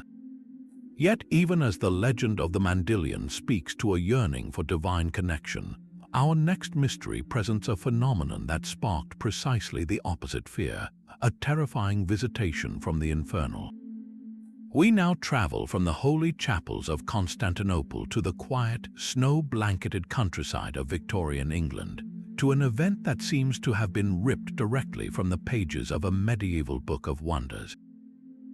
It was the night of the 7th of February, 1855, and across a vast swath of Devonshire from the River Exe to the town of Totnes, a strange and unbroken trail of marks appeared with the morning light. But these were no ordinary footprints in the snow. Witnesses described them as hoof-like prints laid out in a single, unwavering line, as if made by a creature walking on two legs. The path of these prints was as baffling as their shape, stretching for over 100 miles, traversing not just open fields but scaling walls, crossing the roofs of houses, and appearing in enclosed gardens where the gates had remained firmly locked all night. To a population still deeply steeped in folk beliefs, this was not a curiosity. It was the devil's footprints, a sign that the supernatural had walked among them. The immediate reaction was one of sheer terror. In an age where scientific rationalism was still grappling with centuries of superstition, the event was interpreted through a distinctly medieval lens. Local visuals preached sermons about demonic visitations, and newspapers were filled with letters from frightened citizens convinced that Satan himself had taken a nocturnal stroll through Devon. The single-file nature of the tracks suggested a bipedal creature, and the cloven hoofprint was an image straight from biblical and folkloric descriptions of the devil. This wasn't just a story. For the people who woke up to find these tracks leading right up to their doors, it was a palpable, physical manifestation of evil. The mystery captured the national imagination precisely because it felt like a relic of a bygone era, a supernatural event that had somehow broken through into the modern, industrial world, proving that the old fears were still very much alive. Of course, the rational minds of the 19th century quickly scrambled for explanations. One of the most popular theories involved an escaped kangaroo from a private menagerie. The idea was that a hopping marsupial could have created the illusion of a single-file track, and its feet might leave a mark that could be misinterpreted as hoof-like. While inventive, this theory struggles under the sheer scale of the journey. Could a single kangaroo in one night traverse over 100 miles of difficult, snow-covered terrain, including scaling obstacles and appearing in locked spaces? The logistics make it highly improbable. Other suggestions ranged from the practical to the absurd: badgers, otters, or even a hot air balloon trailing a broken shackle or rope that occasionally touched down. Each theory attempted to fit a square peg of evidence into a round hole of explanation, but none could account for the full, bizarre set of circumstances. The true fascination of the devil's footprints lies in why it feels so medieval.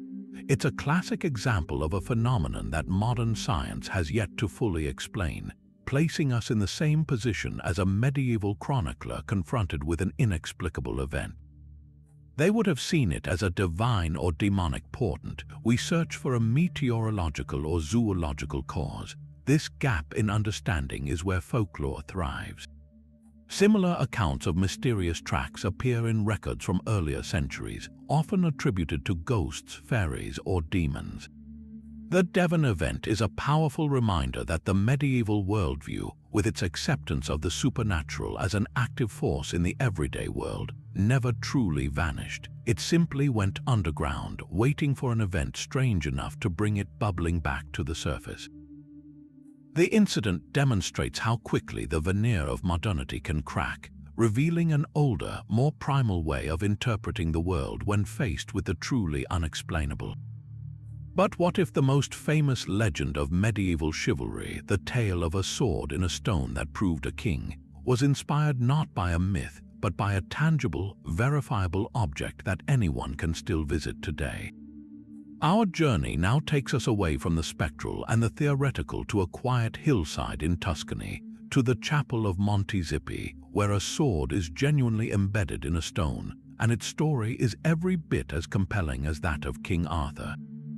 This is the true story of Saint Galgano Guidotti, a narrative that beautifully blurs the line between documented history and enduring folklore. In the 12th century, Galgano was not a saint but a knight, born around the year 1148 to a minor noble family near the town of Ciustino. By all accounts, he lived the typical life of a young medieval nobleman, proud, quarrelsome, and devoted to the pursuits of violence and pleasure. He was, in the words of his earliest biographers, a man enslaved to worldly arrogance. His path seemed set for a life of local warfare and feudal squabbles, but a series of profound visions began to shatter this reality. The archangel Michael appeared to him, urging him to abandon his violent ways and follow a path of peace.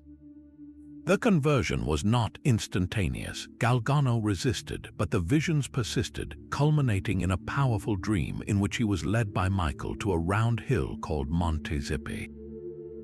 There, a circle of 12 men, evocatively reminiscent of the 12 apostles, told him he must renounce his old life.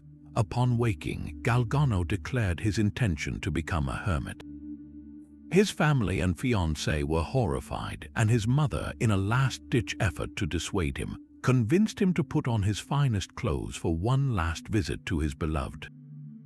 As he rode toward her, his horse suddenly reared and bolted, carrying him directly to the hill of Montségur.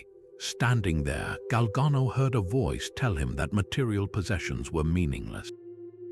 In a moment of divine inspiration, he decided to create a symbol that would be both a renunciation of his past and a testament to his new faith. He drew his sword and with all his strength thrust it into the rocky ground. The miracle, as recounted, was that the rock yielded like soft butter, swallowing the sword up to its hilt, leaving the cross-shaped grip protruding from the stone. This was not an act of placing a sword into an anvil or a pre-cut slot. It was a forceful, impossible act of penetration that transformed the weapon into a cross.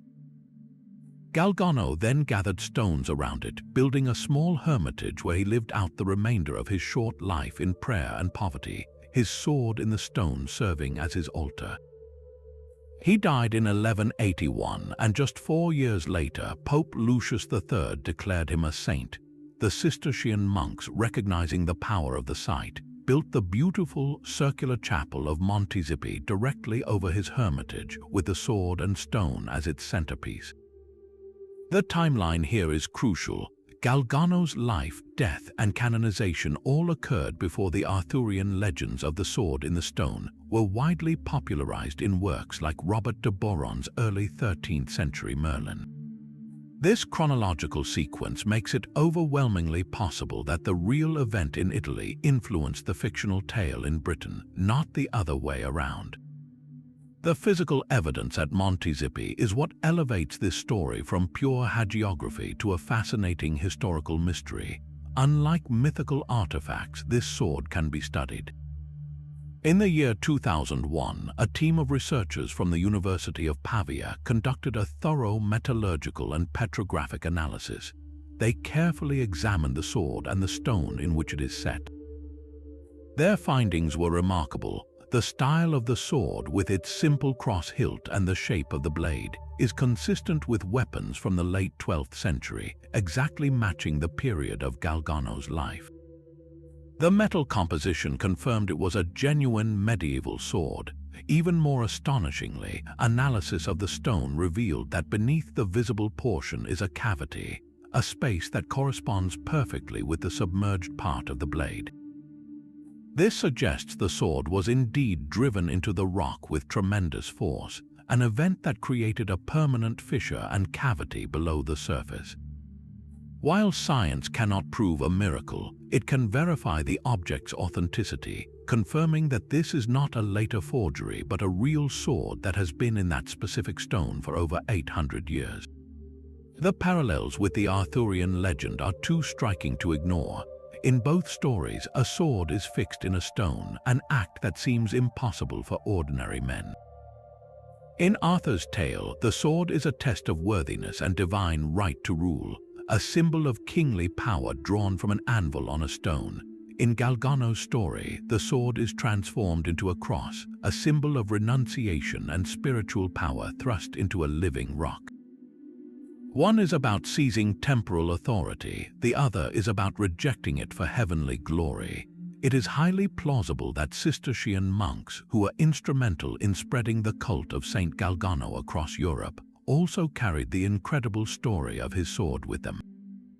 These monastic networks were the internet of the medieval world, transmitting stories and ideas from Italy to France and England. Writers like Robert de Boron, who were crafting the Arthurian cycle for a courtly audience, would have been captivated by such a potent, real-world symbol, adapting it for their own narrative purposes. The sword in the stone is a perfect example of how medieval piety and chivalric romance were deeply intertwined, each feeding the other's imagination. Of course, the sword at Montségur has not been without its own share of human mischief. Over the centuries, many have tried to remove or damage the relic. According to local legend, one man attempted to pull the sword out and was subsequently killed by a wolf that mysteriously appeared inside the chapel, a story depicted in frescoes on the chapel walls. To prevent further attempts, the sword is now protected by a thick pane of plexiglass, a modern shield for an ancient wonder, yet its presence continues to inspire awe. It stands as a silent challenge to our modern sensibilities, a physical object that anchors a spiritual legend firmly in the realm of historical fact. The story of Saint Galgano offers a different model of heroism, one where strength is not measured by the ability to draw a sword, but by the courage to plunge it into the earth and leave it behind forever. It reminds us that sometimes the most powerful mysteries are not about what was lost, but about what has been left in plain sight all along, waiting for us to unravel the true story behind the legend. But the story of the Cathars and the forces arrayed against them is not simply a tale of black and white opposition. Within the highest echelons of power, there are whispers of unexpected sympathies and secret dialogues that complicate the narrative of pure religious war. One of the most tantalizing of these sub-mysteries involves a figure who was, on the surface, a pillar of Catholic orthodoxy, Blanche of Castile, the formidable mother and regent of the sainted King Louis IX of France.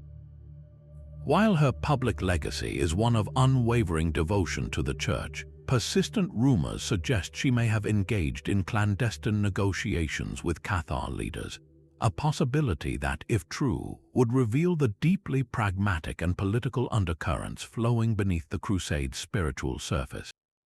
To appreciate the audacity of this idea, one must understand Blanche's position. She was the granddaughter of the great Helena of Aquitaine and was raised in the sophisticated, often more tolerant court of Castile. Married to King Louis VIII, she became the power behind the throne, and after his untimely death, the regent for her young son. Her entire political mission was to consolidate Capetian power and uphold the authority of the Catholic Church as the bedrock of that power. She was, by all public accounts, the embodiment of the crusading spirit's second wave, committed to finishing the work of eradicating the Albigensian heresy from French soil. For such a figure to even consider parleying with the enemy would have been seen as an unthinkable betrayal. Yet the rumors persist, rooted in the complex reality of 13th century Languedoc. The Albigensian Crusade, which began as a holy war, had long since evolved into a messy struggle for territorial control between the northern French crown and the southern lords. Blanche was above all a pragmatist, a masterful political strategist concerned with stability and the expansion of royal domain. It is within this context that the whispers make a certain sense. Some chronicles and local traditions hint that, weary of the endless and expensive conflict, Blanche may have opened back-channel communications with remaining Cathar leaders or their protectors. The goal would not have been to convert to their faith, but to explore a political settlement, a negotiated peace that allowed the Cathars to exist in a diminished private capacity, could have been far more efficient than a protracted military campaign that was ravaging the very land she sought to control. It was a calculation of realpolitik versus religious zeal. The evidence for these secret talks is, as one would expect, scant and ambiguous. There are no signed treaties or royal decrees admitting to such dealings. Instead, we have fragments and curious anomalies. Certain noble families known for their Cathar sympathies inexplicably managed to retain some of their lands and titles even after the Crusade, an outcome that suggests possible behind-the-scenes agreements brokered by the crown. Furthermore, Blanche's own actions sometimes displayed a surprising leniency. While she supported the Inquisition, she also occasionally intervened to moderate its excesses, perhaps out of a desire to maintain order rather than provoke further rebellion. These actions could be interpreted as the cautious maneuvers of a ruler trying to balance the demands of the Church with the practical needs of governance. The mystery of Blanche's possible sympathies forces us to look beyond the simplistic narrative of crusader versus heretic. It suggests that even at the height of religious fervor, cold political calculation was always at work. For Blanche, the Cathar problem may have been less about theology and more about sovereignty. A unified, peaceful Languedoc under firm royal control was ultimately more valuable than a region perpetually ablaze with the fires of Inquisition and rebellion. The very existence of these rumors highlights the complex web of allegiances in the medieval world, where faith, family, and feudal ambition were constantly intertwined. Whether Blanche of Castile truly sought a secret alliance remains one of history's quietest enigmas, a testament to the shadows where power truly resides, far from the public proclamations and the burning pyres. Returning to the bewildering pages of the Voynich manuscript, we find ourselves lost in a garden of unearthly botany. The largest section of the book is devoted to what appears to be a herbal, a common medieval genre detailing plants and their medicinal uses. But this is a herbal from a dream or perhaps a nightmare. Each page features a single, meticulously drawn plant, often with an intricate root system and detailed leaves, accompanied by paragraphs of the unreadable text. The immediate problem for anyone trying to crack the code is that these plants are, for the most part, completely unrecognizable. They are not the familiar herbs like rosemary, sage, or lavender that populate European herbals. Instead, they are fantastical hybrids sporting leaves from one known species, flowers from another, and roots that resemble something entirely alien. This has led to one of the most fascinating and frustrating subfields of Voynich research, cryptobotany, the attempt to identify these impossible florets. Some researchers argue that the plants are not meant to be accurate representations of real species, but are instead cleverly encoded symbols. In this view, the illustrator was not a botanist but a cryptographer, using botanical forms as a kind of visual cipher. A particular shape of a leaf or the number of petals on a flower might correspond to a letter, a number, or an alchemical concept. The entire plant, then, would not represent a single entity but a complex word or even a full sentence written in a visual language. This theory suggests that to read the Voynich, one must first learn this silent botanical alphabet, a task that has so far proven insurmountable. Other cryptobotanists take a more literal approach, proposing that the plants are composites. They suggest that each illustration might be a compilation of several real plants, mashed together to conceal a specific recipe or formula. For instance, the root of one plant known for purging, combined with the flower of another used as a sedative, could be a coded way of describing a complex medical preparation without revealing the ingredients to the uninitiated. This would make the manuscript a sort of encrypted pharmacopoeia for a secretive guild of healers or alchemists. A more radical theory posits that these are not coded representations at all, but accurate drawings from a pharmacological tradition that has been completely lost to history. Imagine a remote culture, perhaps in Asia or the Americas, with a deep understanding of its local flora, unknown to European scholars. An explorer or trader might have brought back descriptions or even sketches of these plants, which were then copied into the manuscript. Without the living specimens for reference, the illustrator would have had to work from second-hand accounts, potentially leading to the slight distortions and strange combinations we see. This would explain why centuries of searching through European and Mediterranean herbals have yielded so few convincing matches. The plants are real, but they belong to an ecosystem that medieval Europe had never encountered. Yet perhaps the most intriguing possibility is that the plants are not literal in any sense. they may be purely symbolic, representing astrological forces, alchemical processes, or spiritual concepts.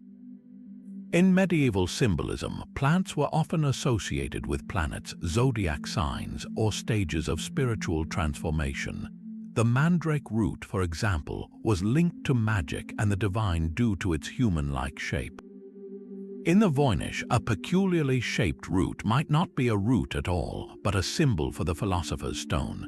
The swirling, interconnected tubes in the so-called balneological section, where the naked women bathe, could be a symbolic representation of the circulatory system or the pathways of spiritual energy, with the green liquid representing the primordial essence of life itself.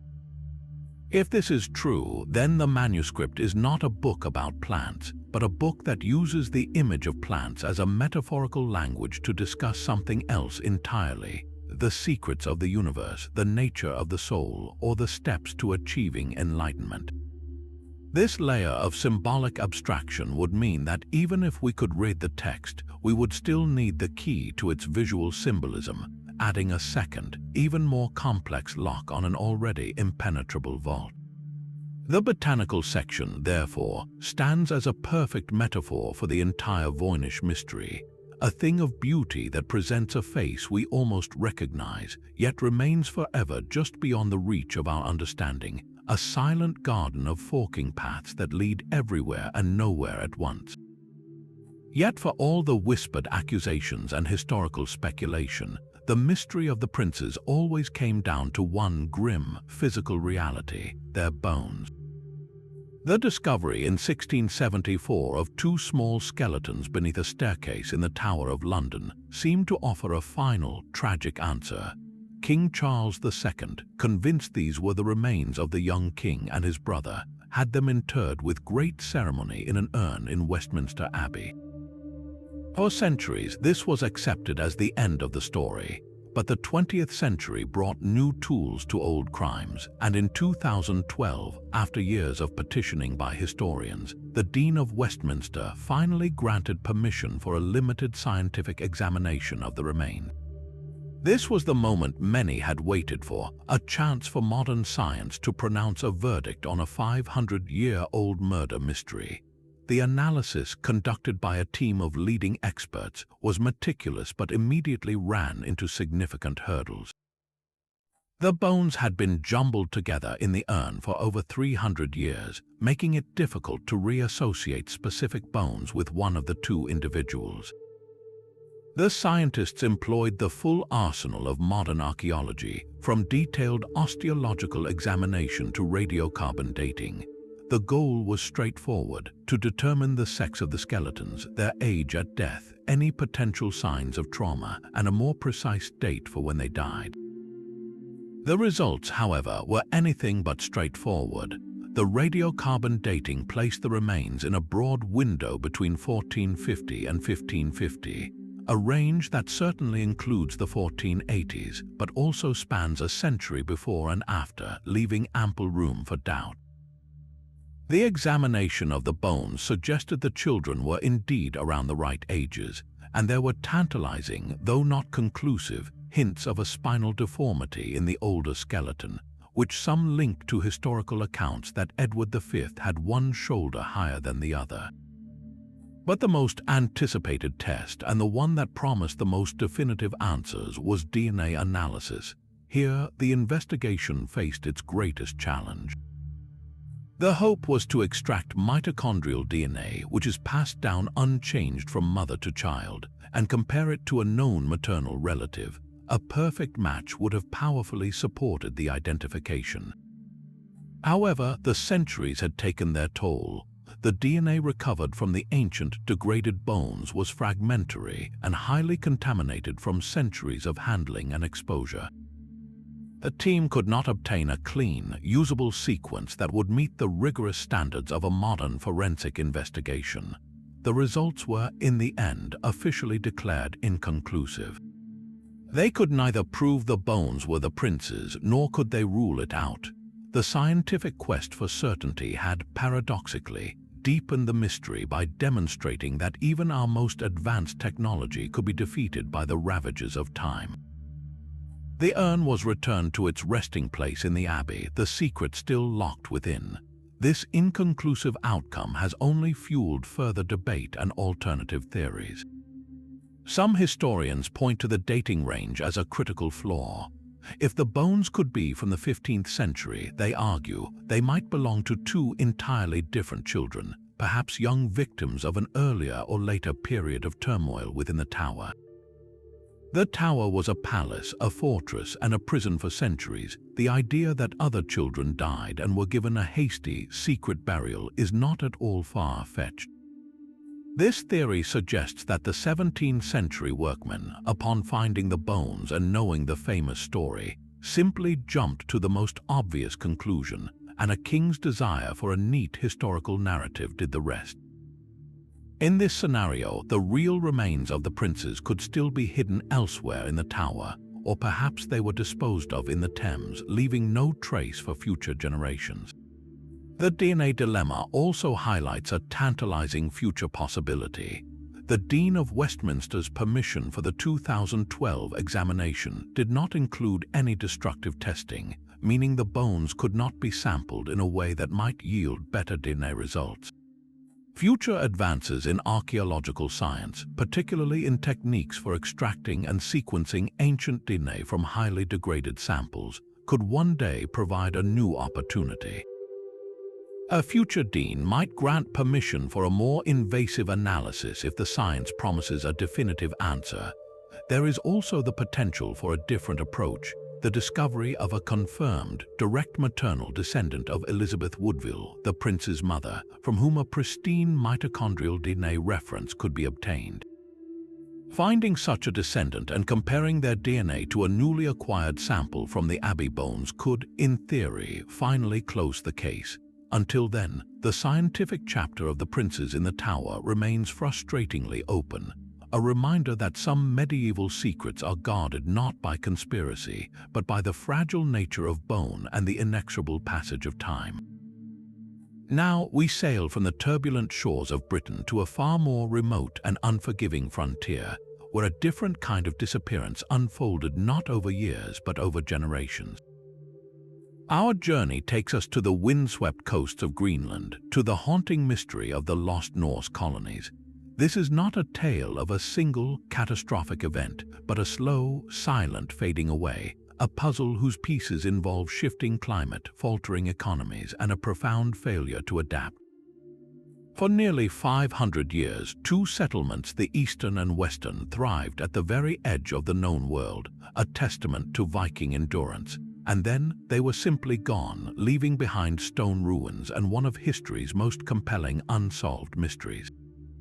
The story begins with a fiery outlaw, Eric the Red. Exiled from Iceland for murder around the year 982, he sailed west and discovered a vast, icy land. With a marketer's genius, he named it Greenland, hoping the appealing name would attract settlers. It worked. He established the eastern settlement on the island's southern tip, and later, others founded the larger western settlement further up the coast. At their peak, these communities may have housed over 3,000 souls. They were not just outposts, they were functioning medieval European societies. They built stone churches like the impressive cathedral at Cathar, raised cattle and sheep, and held their own parliamentary assembly, the Thing. They traded vital goods like walrus ivory, hides, and live polar bears with Norway and Iceland, receiving in return the things they couldn't produce: iron, timber, and luxury items that connected them to their homeland. For centuries they endured, but the world around them was changing in ways they could not control. The first and most dominant theory for their demise is climate change. Starting in the 14th century, the North Atlantic entered a period of cooler temperatures known as the Little Ice Age. This was a death sentence for a society built on a Norse model of farming. Summers grew shorter and colder, winters became longer and more severe. The sea ice expanded, making navigation more dangerous and isolating the colonies for longer periods. The pasture that supported their cattle and sheep slowly failed, leading to malnutrition and making it impossible to maintain the livestock that was central to their culture and diet. Greenland was always a marginal environment for European agriculture, and the Little Ice Age pushed it beyond the breaking point. The very foundation of their society, their way of life, was being undermined by a shifting climate. A second critical factor was economic isolation. Greenland's economy depended almost entirely on the export of walrus ivory to Europe. This ivory was a valued commodity, used for everything from religious artifacts to luxury game pieces. But in the 14th century, the market collapsed. As trade routes with Africa opened up, elephant ivory, which was easier to obtain and of higher quality, flooded the European market. Suddenly, Greenland's primary export was virtually worthless. At the same time, the Black Death ravaged Norway, devastating the population and crippling the maritime infrastructure that maintained the trade routes to Greenland. The ships from the homeland came less and less frequently until they stopped coming altogether. The Norse Greenlanders were left utterly alone, cut off from the technological innovations, political support, and genetic diversity of Europe just when they needed them most. This isolation brings us to a third, more complex theory: conflict or failure to integrate with the Inuit. As the climate cooled, the Thule people, the ancestors of the modern Inuit, migrated south into the areas around the Norse settlements.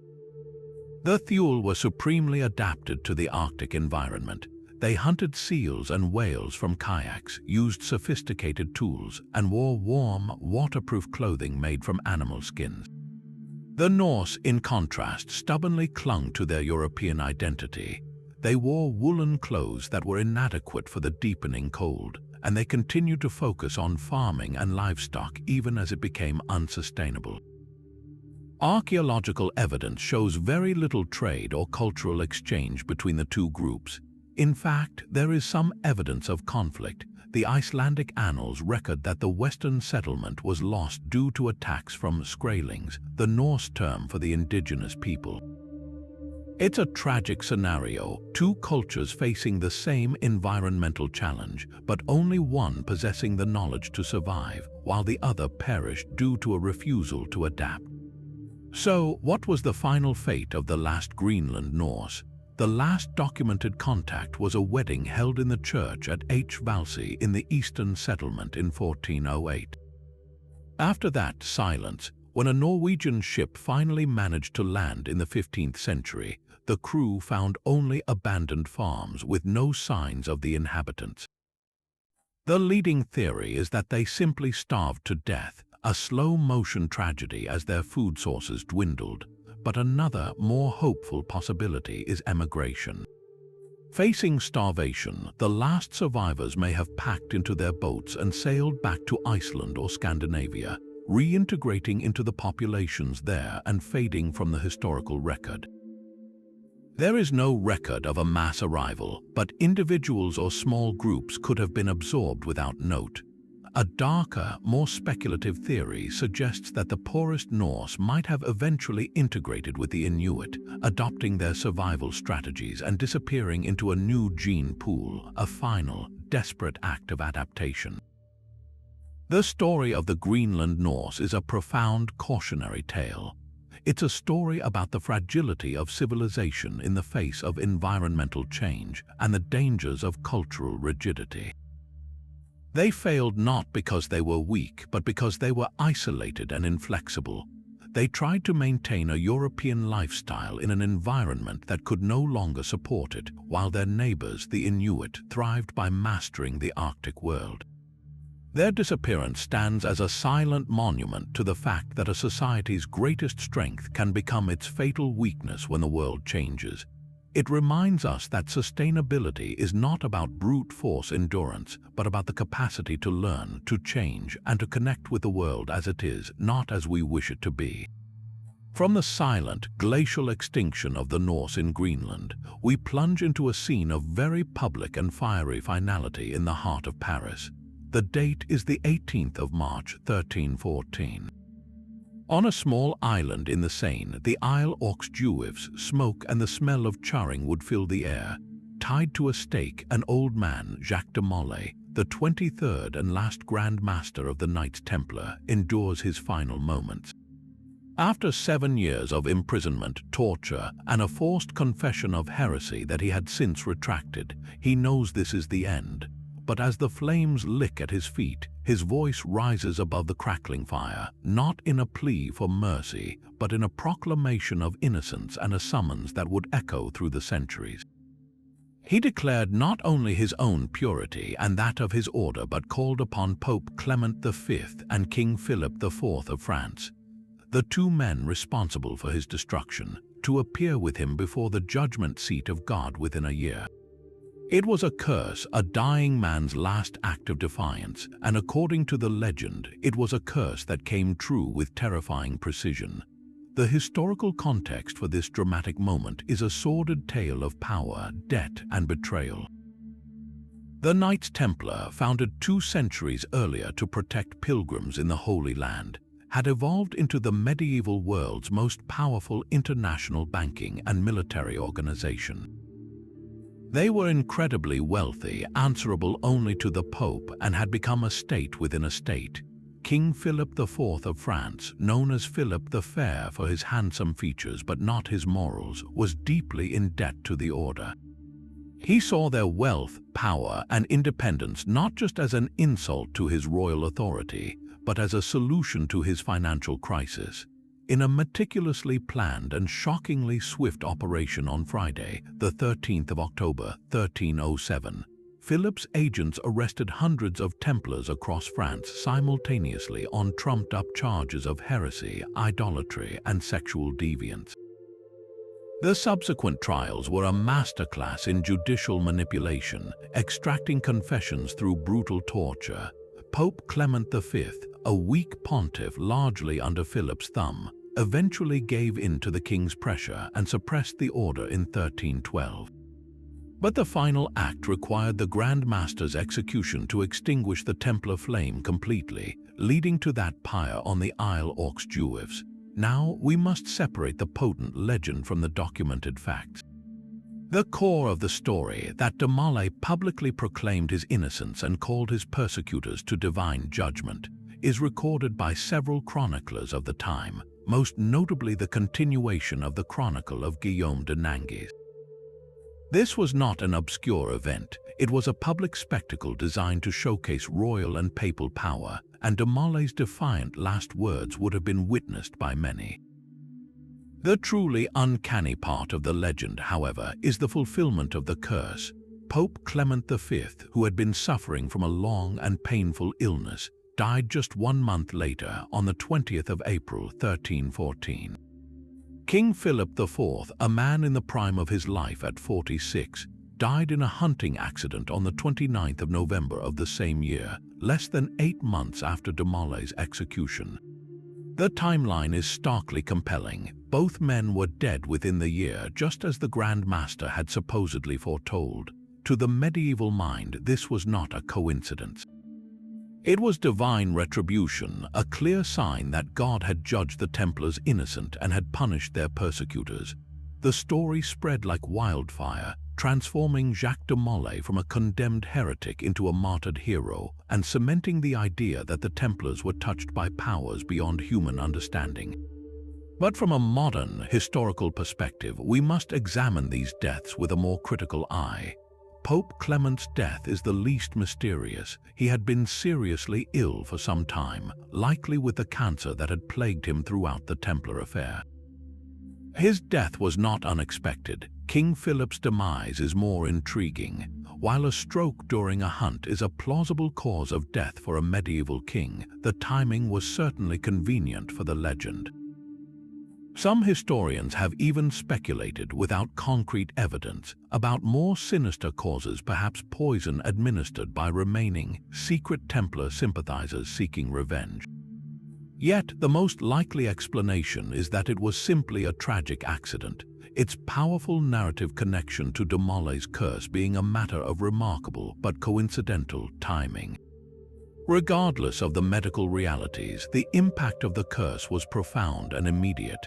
The sudden deaths of the Pope and the King created a power vacuum and a crisis of legitimacy for the French crown. Philip's 3 sons would each take the throne in rapid succession, all dying young without producing male heirs, leading to the extinction of the direct Capetian line and sparking the 100 Years' War.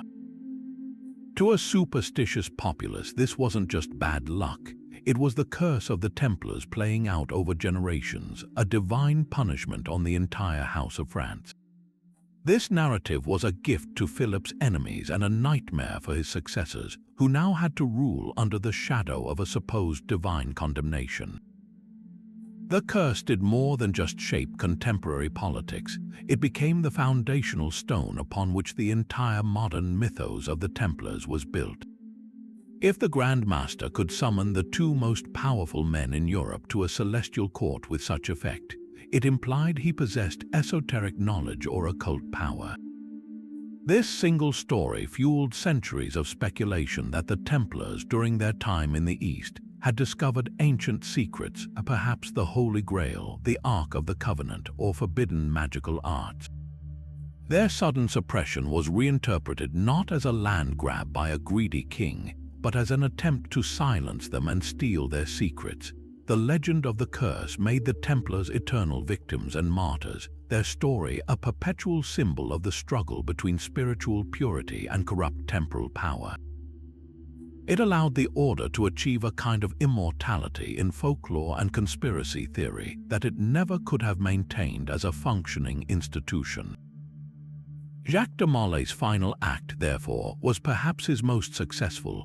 With a few words spoken in fire, he ensured that the Knights Templar would never truly die, but would instead march on through history, shrouded in mystery and powered by the enduring allure of a curse that just might have been real. And from the ashes of the Templars and the curse that sealed their fate, we turn now to a miracle not of prophecy or power, but of the flesh itself. A story so strangely medical and racially charged that it challenges our very understanding of sanctity and the human body in the medieval world. This is the legend of the miracle of the Black Leg, a tale centered on the twin brothers Saints Cosmas and Damian, patron saints of medicine. While their story originates in the 4th century, it was during the Middle Ages that one particular posthumous miracle captured the imagination of artists and the faithful alike, becoming a powerful and perplexing icon of divine healing. The basic narrative is as grisly as it is miraculous. A devout church custodian, often named as Justinian in some versions, was suffering from a terrible gangrenous or cancerous ulcer on his leg. The disease was so advanced that amputation seemed the only option, a sentence that in the medieval period was often a death sentence itself. In his desperation, the man prayed fervently at the shrine of Saints Cosmas and Damian. That night, as he slept, the saintly brothers appeared to him in a dream. They were carrying surgical tools and a strange new limb. In the vision, they amputated his diseased leg and replaced it with the healthy leg of a man who had recently died, an Ethiopian man who had been buried in the local cemetery.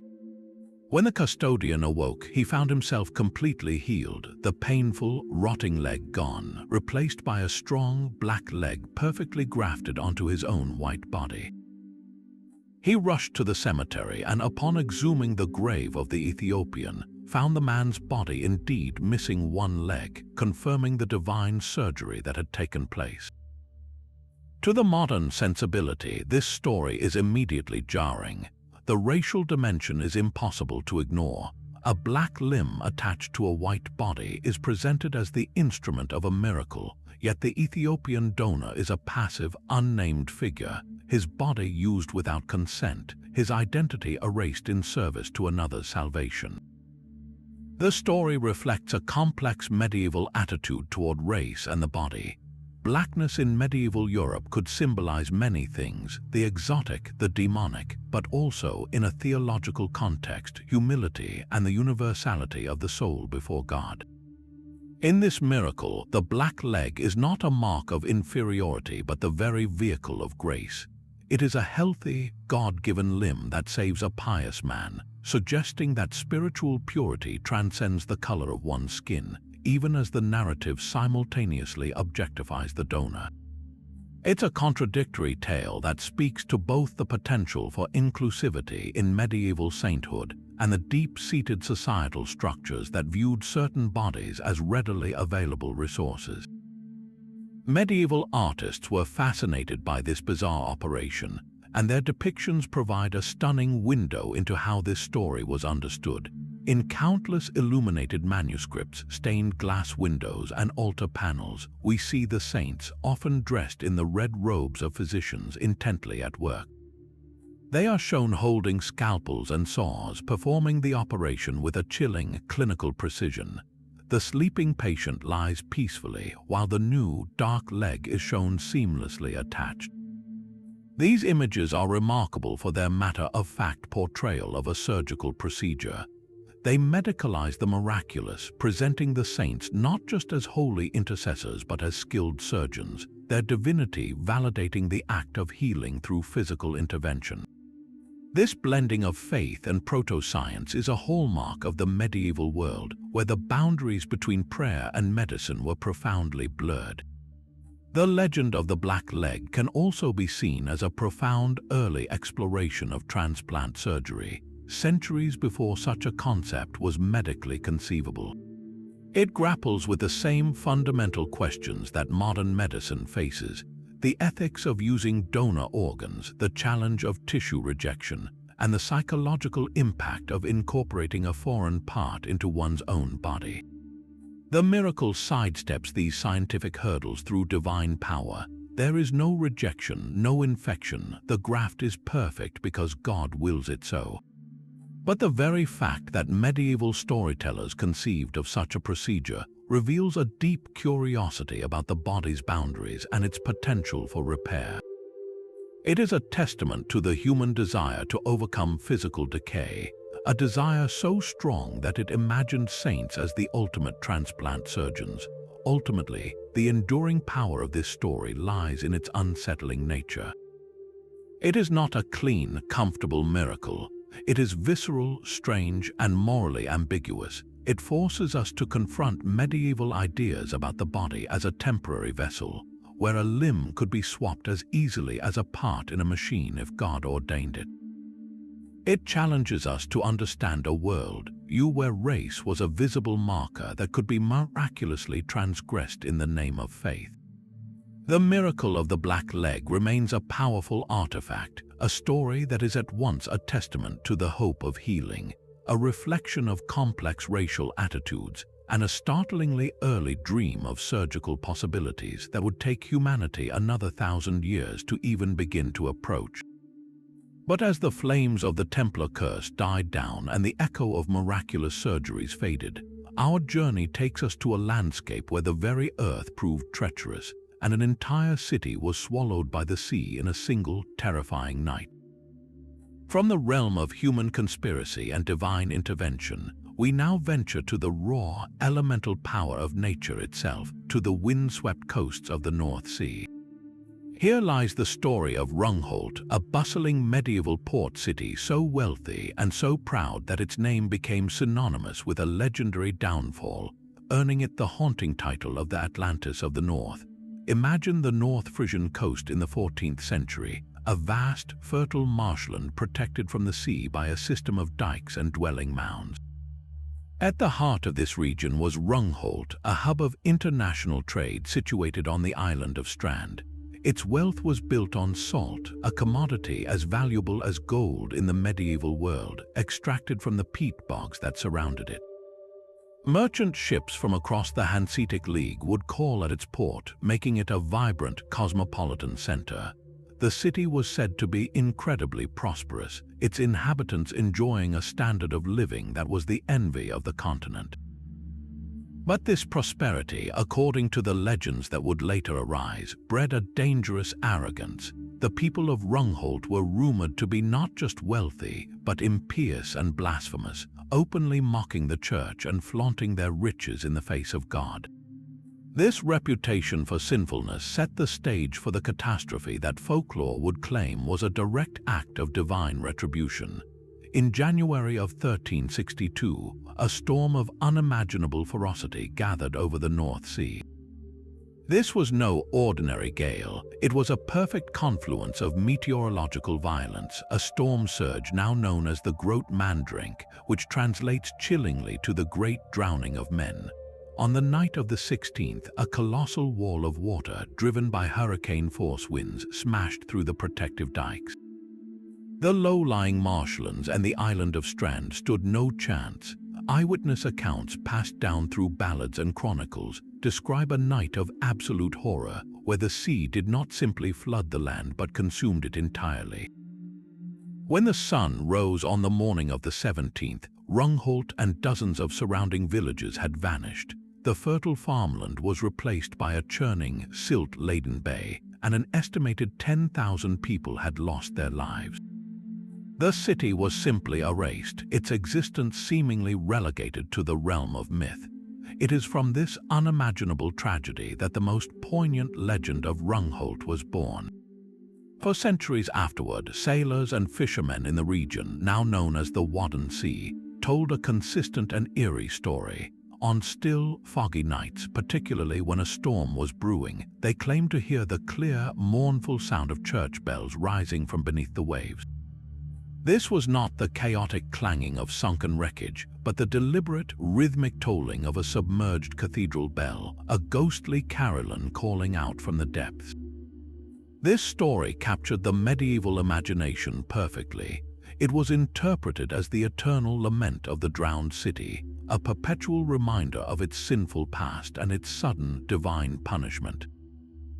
The bells were a sonic ghost, a symbol of a community forever trapped between the world of the living and the murky silence of the seabed, their impiety forever echoing from their watery grave.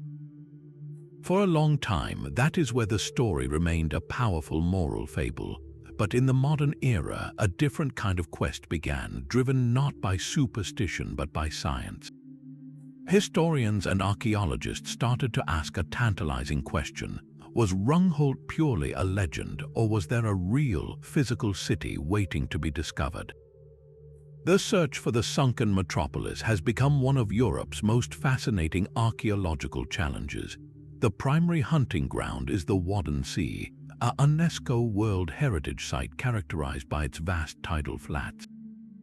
During low tide, an immense landscape is exposed, a muddy plain crisscrossed by deep channels called tidal creeks. It is in this harsh, shifting environment that researchers have been painstakingly piecing together the puzzle.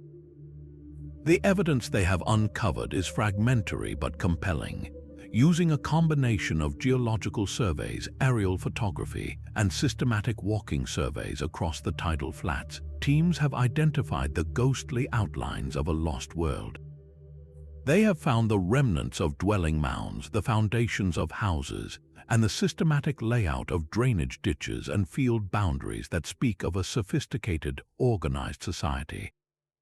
Most significantly, they have located what is believed to be the site of Rungholt's harbor, discovering wooden wharves and the remains of ships. In one particularly dramatic find, archaeologists uncovered a long, straight structure identified as a causeway, pointing towards the location where the city's central church must have stood. While the church itself has not been found, the discovery of its access road strongly suggests the legends were rooted in a tangible, prosperous reality. The potential discovery of Rungholt's main urban center would be an archaeological breakthrough of the highest order. Unlike Pompeii, which was preserved in volcanic ash, Rungholt was destroyed by water, meaning any artifacts would be waterlogged and incredibly fragile. Yet, this very environment can also create anaerobic conditions that perfectly preserve organic materials like wood, leather, and textiles. Finding the city would open an unprecedented window into the daily life of a wealthy medieval trading port. We could learn about its trade networks from recovered cargo, understand its domestic life from preserved household items, and even analyze the diet and health of its population from buried waste and skeletal remains. Most importantly, Rungholt represents a starkly relevant story for our own time. Its fate is a brutal case study in the vulnerability of coastal communities to climate change and extreme weather events.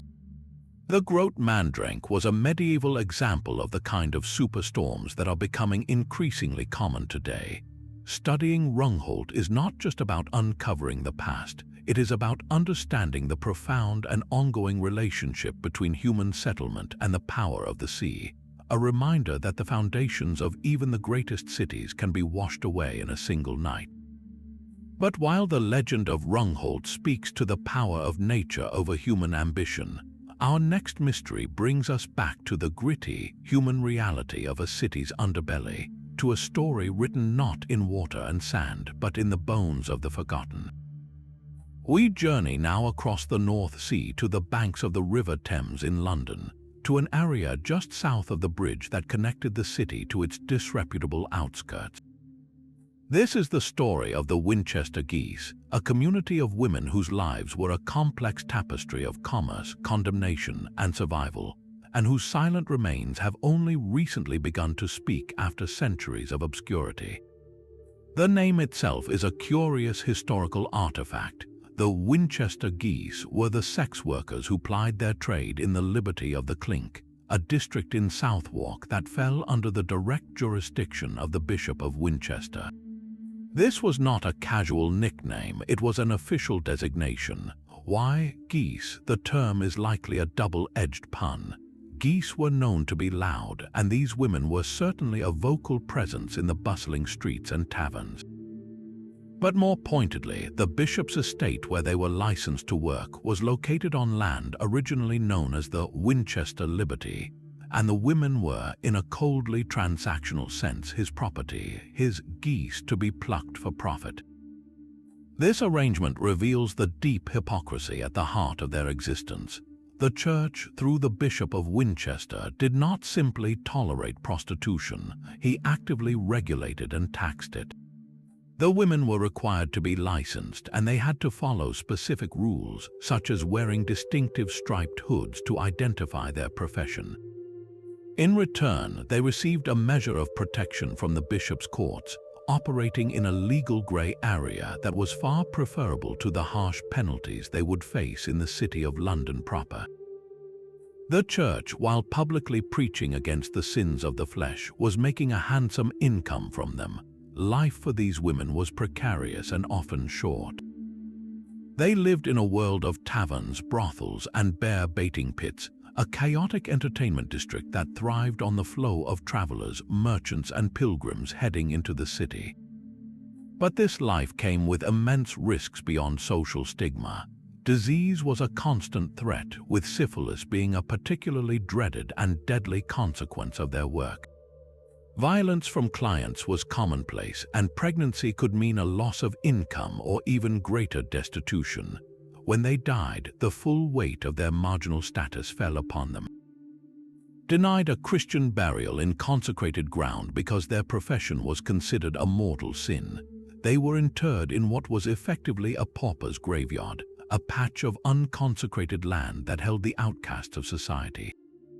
For centuries, their stories were considered unworthy of recording, their lives reduced to entries in a bishop's ledger book, and their bodies left to mingle anonymously with the earth. The true mystery of the Winchester Geese was not a single event, but the profound silence that enveloped their entire existence. How did they live? What were their daily struggles, their hopes, their personal stories? Traditional histories focused on kings, bishops, and treaties had nothing to say about them. They were statistical ghosts, their humanity erased by the judgment of their time. The mystery was the void itself, the question of whether anything of their lives could ever be recovered from the silence of the past. Then, in the 1990s, a remarkable archaeological discovery began to crack that silence wide open. During the construction of the foundations for the new Globe Theatre on the South Bank, workers uncovered a medieval burial ground. This was no ordinary cemetery. The remains showed signs of a hard life. Forensic analysis of the skeletons revealed a population that suffered from significant physical stress. There were signs of repetitive strain injuries, fractures that had healed poorly, and widespread evidence of malnutrition and chronic disease. But the most telling clues came from the chemical composition of the bones themselves. Isotopic analysis indicated that a significant number of these individuals were not native to London. They had migrated from other parts of England and even from continental Europe, likely drawn to the city by the desperate hope of finding work. For young women with few options, the regulated brothels of Southwark may have represented a grim but viable path to survival. Most poignant, however, was the evidence of their work etched directly into their bones. Many of the female skeletons showed distinctive wear patterns on their teeth. Archaeologists determined this was not from diet, but from a specific repetitive activity. The leading theory is that these marks were caused by the women using their teeth to strip the sharp ends from reeds used in the making of baskets, a common low-wage task for the urban poor. This small, intimate detail provides a heartbreaking glimpse into their reality. Even while engaged in sex work, they were likely supplementing their meager income with other forms of labor, their bodies being worn down by a relentless cycle of toil.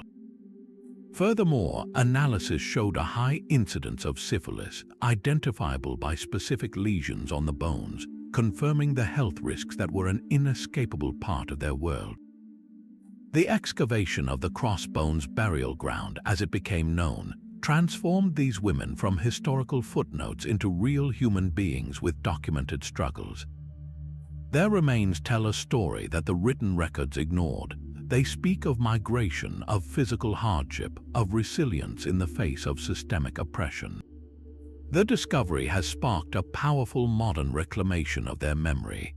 The site is now a place of pilgrimage and remembrance, adorned with ribbons, tokens, and messages left by visitors who seek to honor these marginalized lives.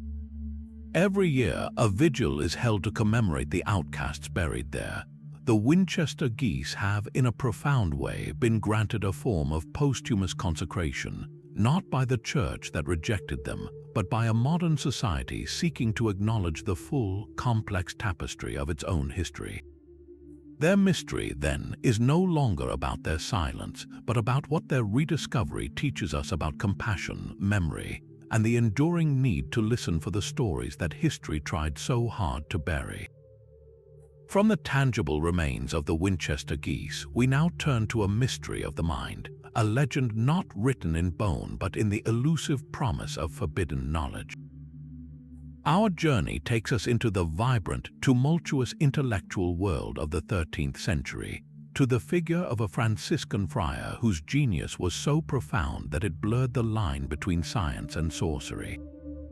This is the enigma of Roger Bacon, the wonderful doctor, and the whispered existence of a book he was said to have written, a volume containing all the knowledge of the world, a compendium so dangerous he allegedly hid it away to save humanity from itself.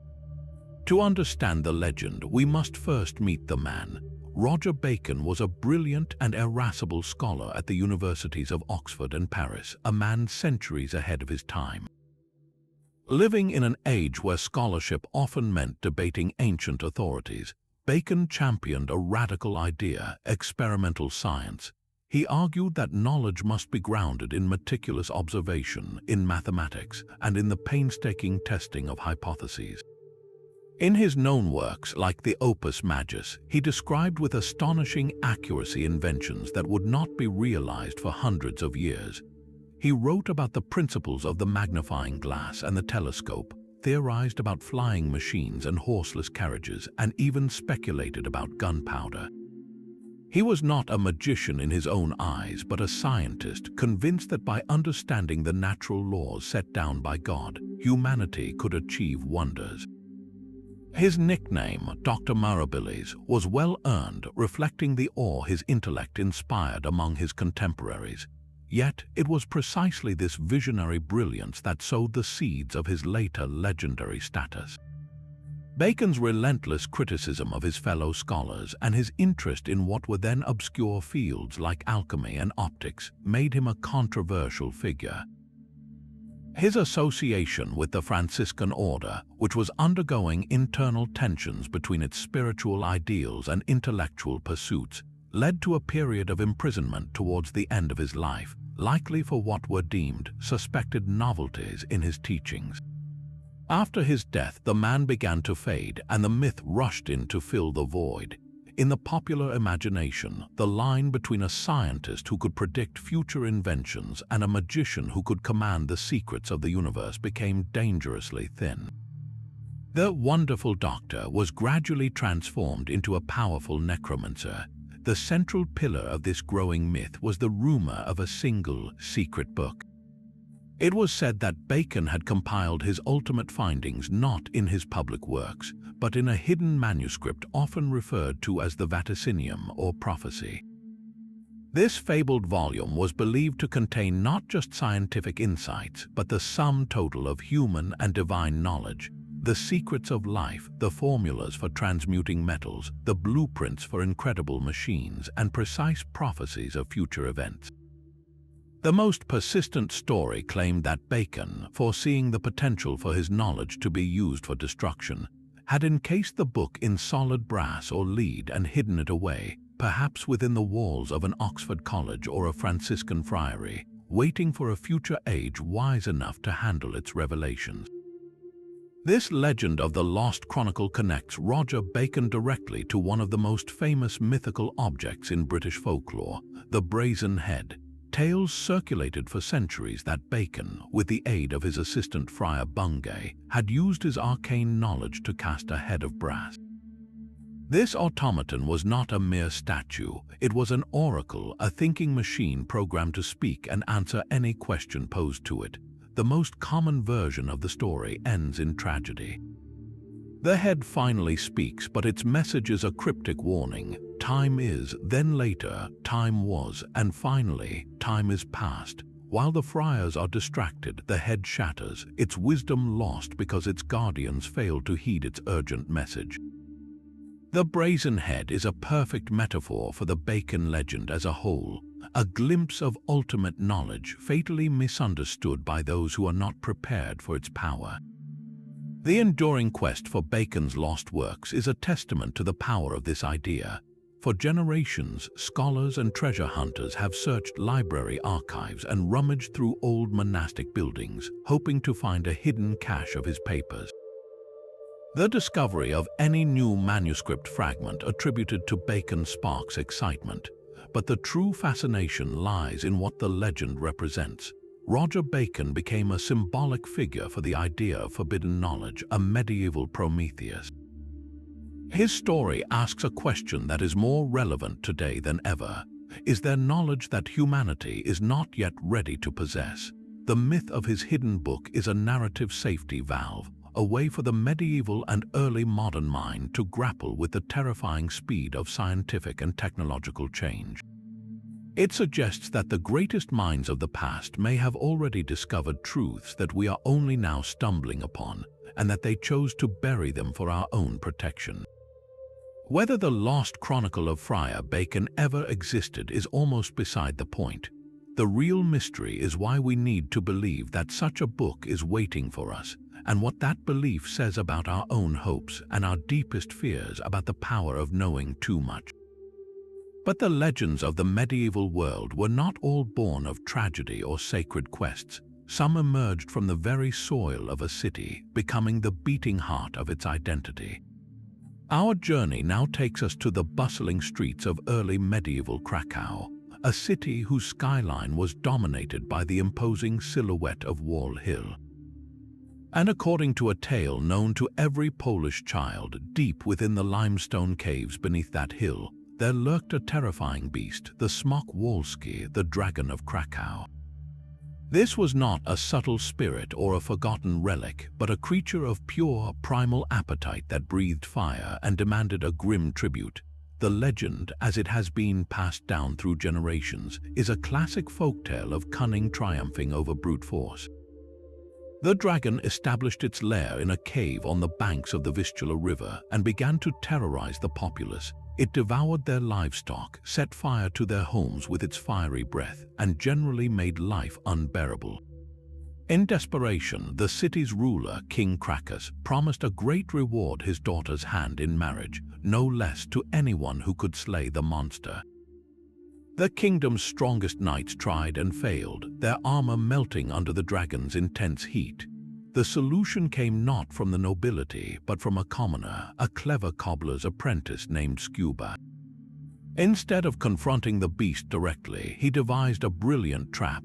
He took a lamb's skin, stuffed it with sulfur and other noxious chemicals, and left this tempting morsel at the entrance to the dragon's cave. The creature, driven by its endless hunger, swallowed the lamb whole. Almost immediately, the sulfur ignited a terrible, unquenchable fire in its belly.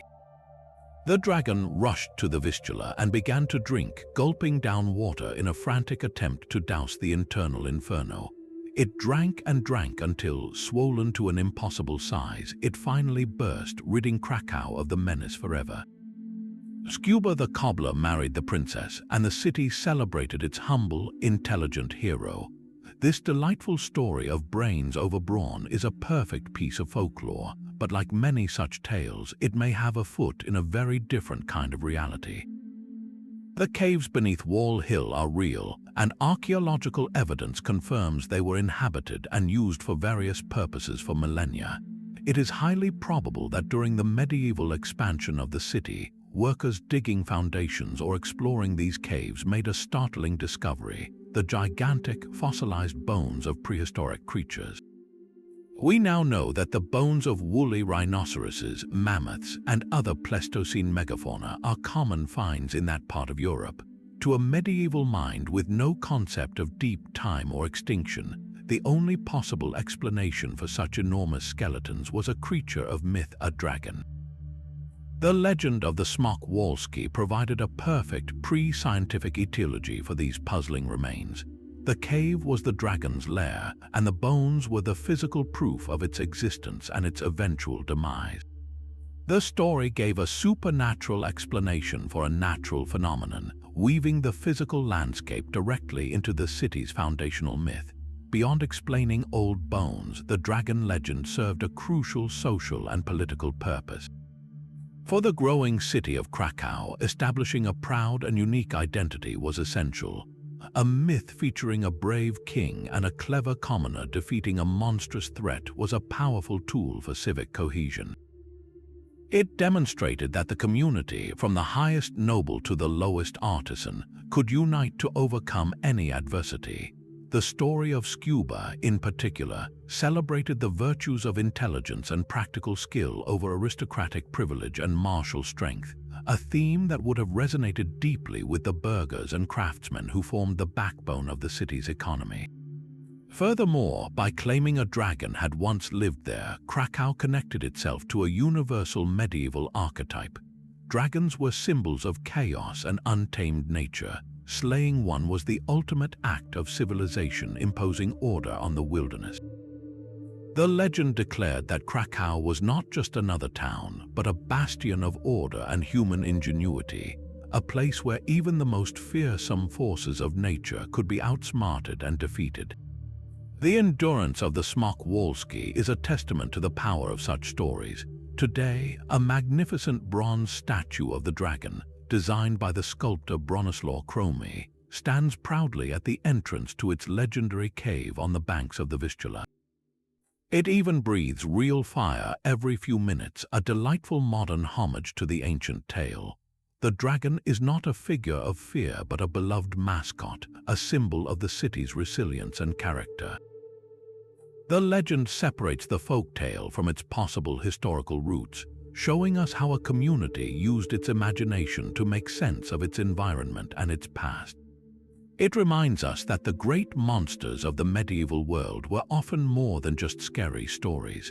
They were the characters in a drama that explained who a people were, where they came from, and the values they held most dear.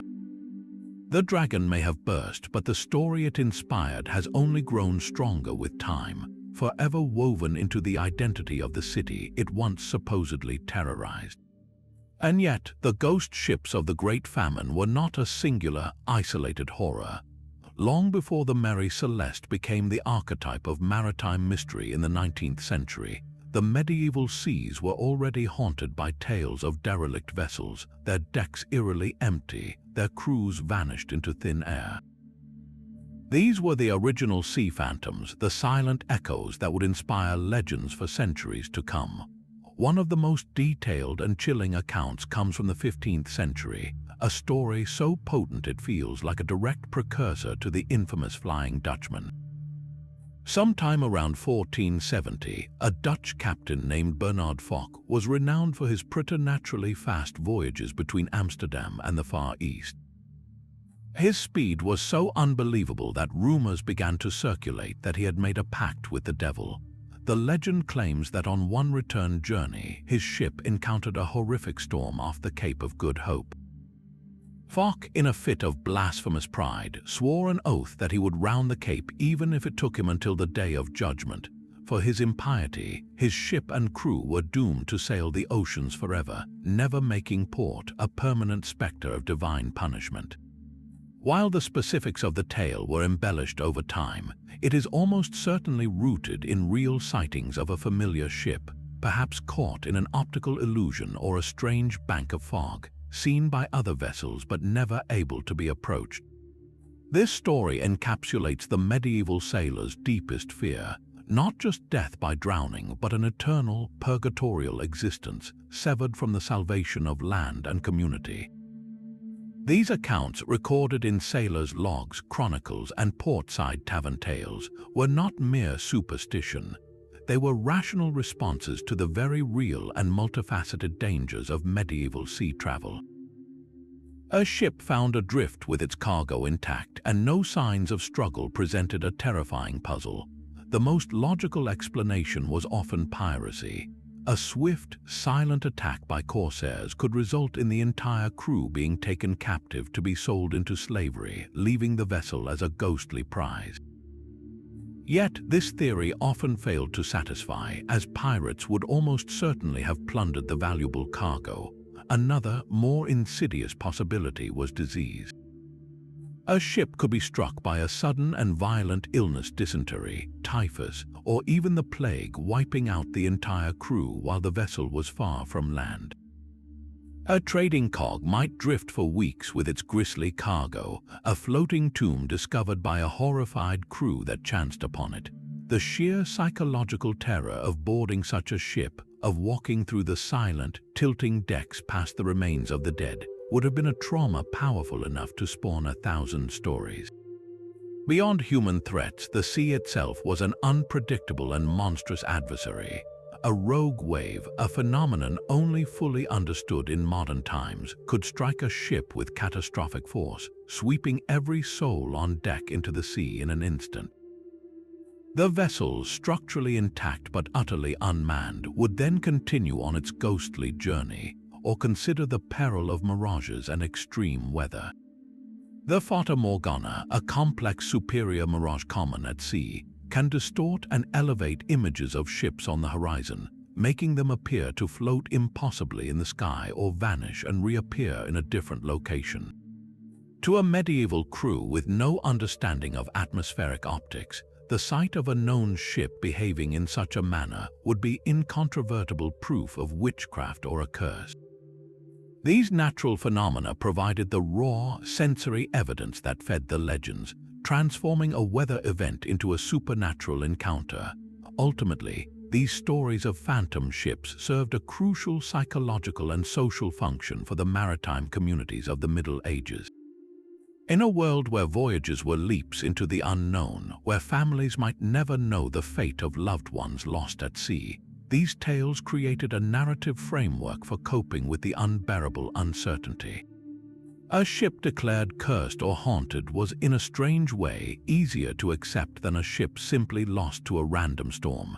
It provided a reason, a moral lesson, or a cosmic order to the chaos of the ocean.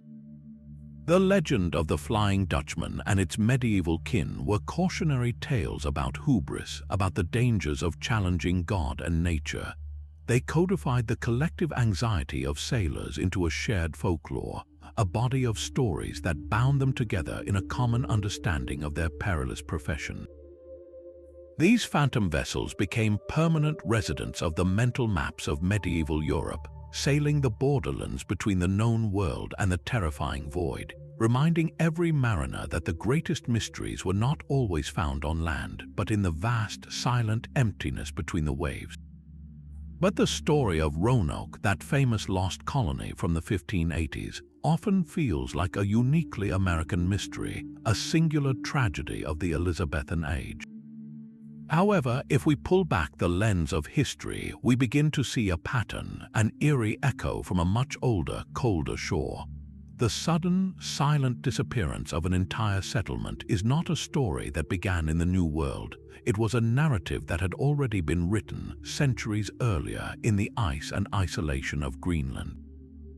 There is a compelling argument to be made that the fate of the Norse colonies served as a powerful, subconscious template, a ghost story on a civilizational scale that influenced how the English perceived and processed the mystery of Roanoke. To understand this connection, we must first appreciate what the English knew.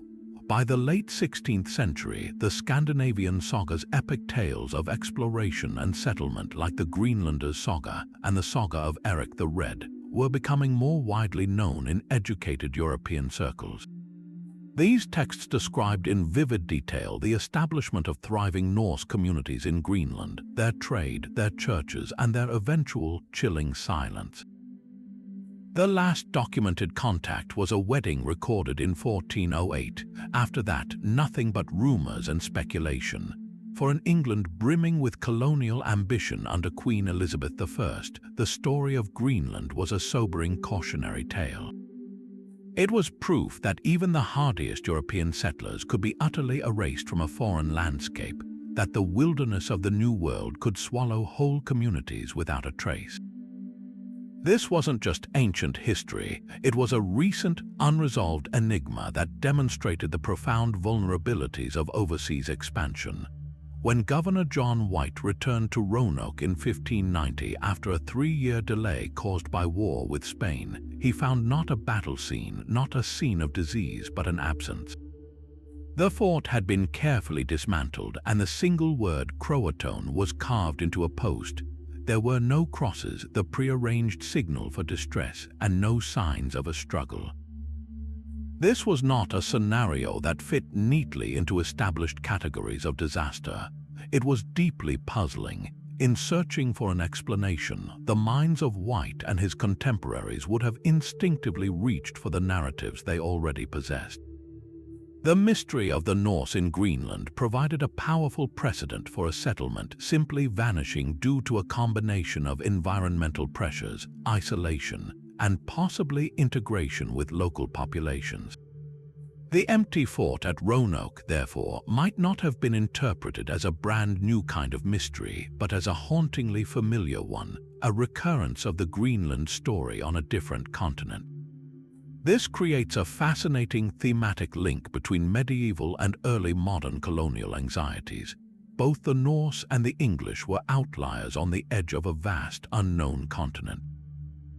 Both settlements were precariously connected to their homelands by long and dangerous sea voyages, and both ultimately faced the challenge of interacting with indigenous peoples whose ways of life were far better adapted to the local environment. The Norse likely succumbed to a combination of the Little Ice Age, economic collapse, and an inability or unwillingness to fully learn survival techniques from the Inuit. The Roanoke colonists, too, may have faced a similar choice: starve in place or attempt to integrate with the Croatoan people, as the clue left behind strongly suggests. In both cases, the European model of settlement, with its reliance on familiar agriculture and distant supply lines, proved terrifyingly fragile.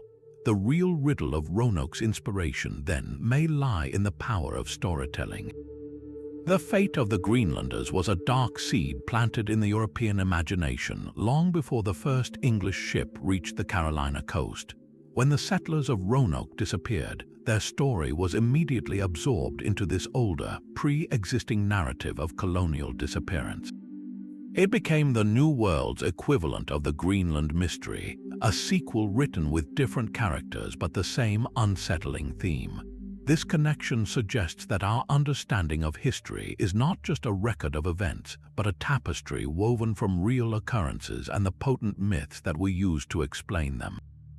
The lost colony captivates us not only because of what happened, but because it resonates with a much deeper, older fear. The fear of being forgotten, of leaving behind nothing but a single, cryptic word and a silence that echoes across the centuries. But the legend of the alchemist's fire introduces a different kind of power, one born not in the depths of the earth or the fury of the sea, but in the quiet confines of a medieval laboratory. Our next mystery takes us into a world of bubbling alembics and cryptic symbols, to the enigmatic figure often credited with unleashing a force that would fundamentally reshape the world, the German Franciscan friar known as Berthold Schwarz. The story goes that in the early 14th century, this pious monk, while tinkering with alchemical recipes in his workshop, accidentally concocted a volatile black powder that exploded with terrifying force. In that moment of accidental genius, he is said to have discovered or perhaps rediscovered gunpowder for Europe. But the historical record is as murky and full of smoke as one of his experiments, leaving us to wonder, was Berthold Schwarz a brilliant, real-life pioneer, or simply a legendary name slapped onto a technology that arrived from afar? The very name Berthold Schwarz is a puzzle in itself.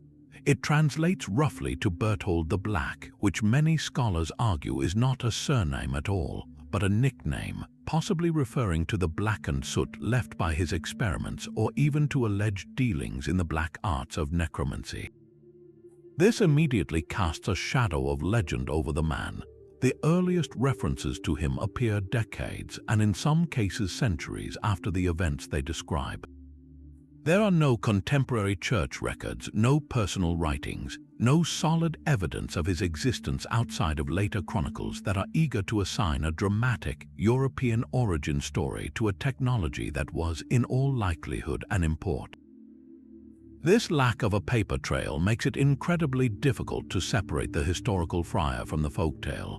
He exists in a hazy space, a character who perfectly fits the medieval archetype of the learned, yet dangerously curious monk who stumbles upon a secret too powerful to control.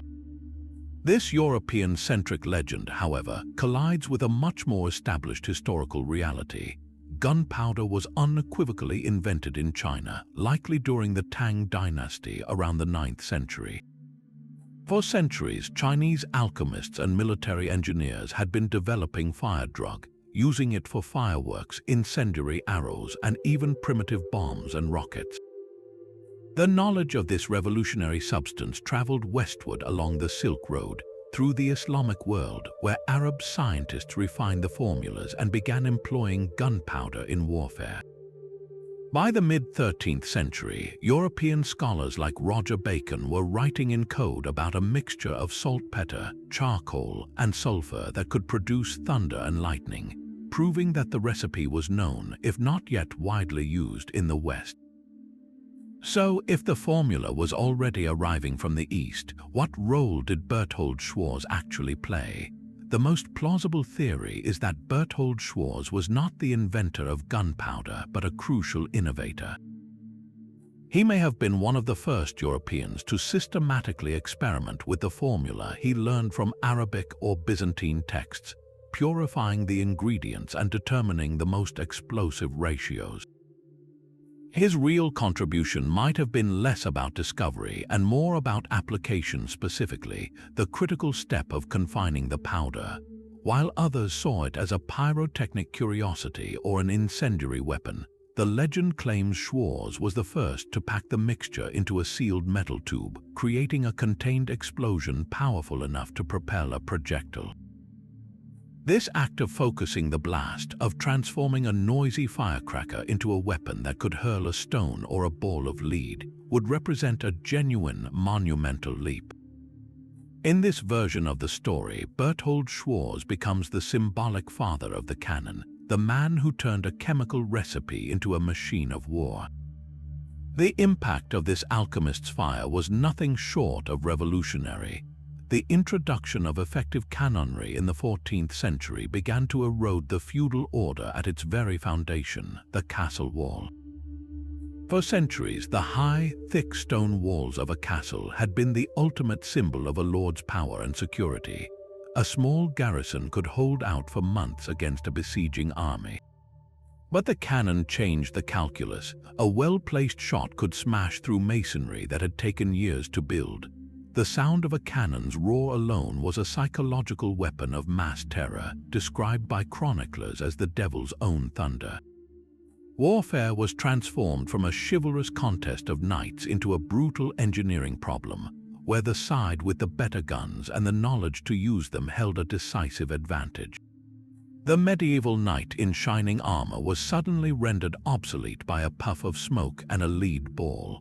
Beyond the battlefield, the mystery of gunpowder's European origins speaks to a deeper cultural anxiety.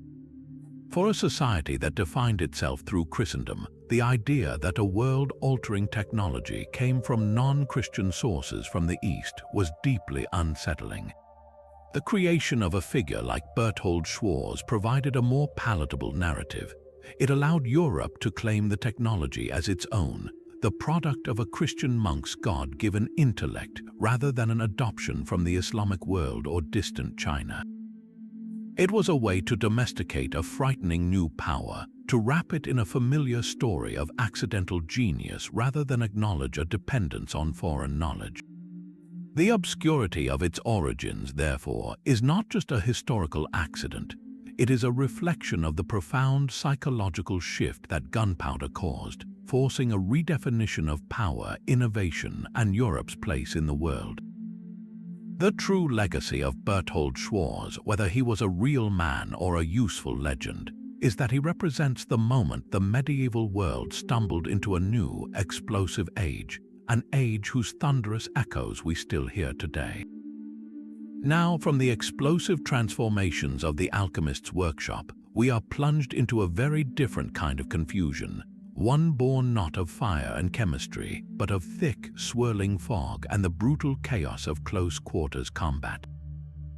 Our next forgotten mystery takes us to the heart of the Wars of the Roses, a bloody, dynastic civil war that tore England apart.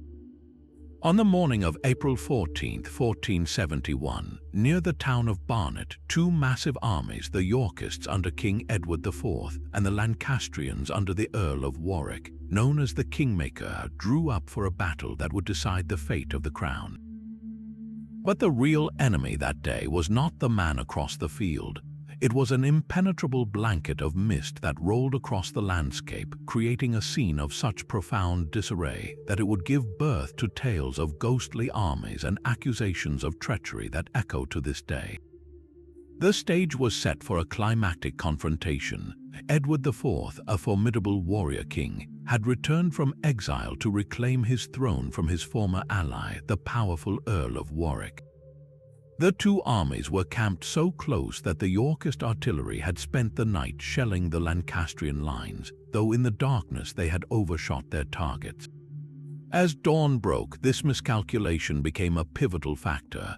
The battlefield was shrouded in an exceptionally dense fog, a natural phenomenon that was intensified by the gunpowder smoke hanging heavy in the damp air. This murk was so thick that visibility was reduced to just a few feet, rendering banners useless and making it nearly impossible for commanders to distinguish friend from foe. The two battle lines, which were not directly parallel but slightly misaligned, became utterly invisible to each other, setting the scene for a catastrophic case of mistaken identity. It was in this eerie, sightless world that the Lancastrian right wing, commanded by the brilliant and aggressive John de Vere, the Earl of Oxford, launched a devastating charge. Oxford's men smashed into the Yorkist left flank under Lord Hastings with such ferocity and speed that they shattered it completely. Hastings's troops broke and fled, many not stopping until they reached the streets of London, spreading panic with tales of a Lancastrian victory. Flush with success, Oxford and his men now turned back towards the main fight, intending to roll up the Yorkist line from the side. But as they emerged from the fog and regrouped, the disaster unfolded. The main Lancastrian centre, commanded by the Earl of Warwick, saw shadowy figures approaching from their rear right flank. in the disorienting mist, these were not recognized as Oxford's returning victors. Instead, Warwick's troops, likely nervous and expecting a Yorkist counterattack, assumed these were enemy forces. A hail of arrows descended upon Oxford's men. The distinctive De Vere star emblem on their livery was invisible in the gloom. The shock of being attacked by their own allies was too much. Having just won a great victory, they were now being slaughtered by their comrades. Believing they had been betrayed, Oxford's force disintegrated into a panicked rout. Their cry of treason tore through the fog, spreading paralysis and panic throughout the entire Lancastrian army. Seizing the moment, Edward IV led a fierce charge into the now chaotic Lancastrian centre, and the battle was swiftly decided. The Earl of Warwick, the great kingmaker, was cut down as he tried to flee, his power broken in large part by a tragic error. In the aftermath, the fog of war became a literal breeding ground for supernatural explanations. How could such a seasoned commander as Warwick make such a fatal mistake? To the medieval mind, steeped in a world where the divine and the demonic intervened in human affairs, the simplest answer was often the most extraordinary. Legends quickly grew that the fog itself was not natural. It was said that the mists concealed phantom soldiers, spectral armies fighting a ghostly battle that mirrored the earthly conflict below. Some tales claimed these were the spirits of soldiers from previous wars of the Roses' battles, drawn back to the field to shape the outcome once more. Others whispered that a local wizard, perhaps hired by one of the factions, had conjured the fog and the apparitions within it to confound the enemy. These stories provided a comforting, if eerie, logic. It was easier to accept defeat at the hands of supernatural forces than to admit to a colossal failure of communication and identification on the part of their own commanders. The ghost army of Barnet became a folkloric fact, a way of making sense of a senseless tragedy. Yet, a more cynical and perhaps more plausible interpretation has always lingered: deliberate treachery. The Wars of the Roses were notorious for shifting allegiances. Could the friendly fire have been a calculated act? Some historians have pointed the finger at the Lancastrian Lord Montségur, the Earl of Warwick's own brother, who was commanding a section of the centre. Montségur had previously been a loyal Yorkist before switching sides to support his brother.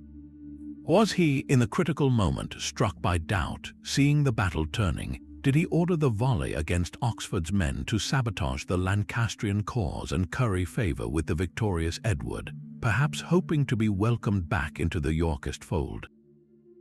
While there is no direct evidence to prove this, the possibility adds a layer of chilling realism to the mystery. In the cutthroat politics of the period, such a betrayal was entirely conceivable. The fog provided the perfect cover for an act of political assassination disguised as a battlefield error. The truth may be that the real ghosts on the field that day were not spectral soldiers, but the ghosts of broken oaths and treacherous intentions hiding in the mist. Ultimately, the mystery of the Battle of Barnet is a powerful lesson in the psychology of warfare.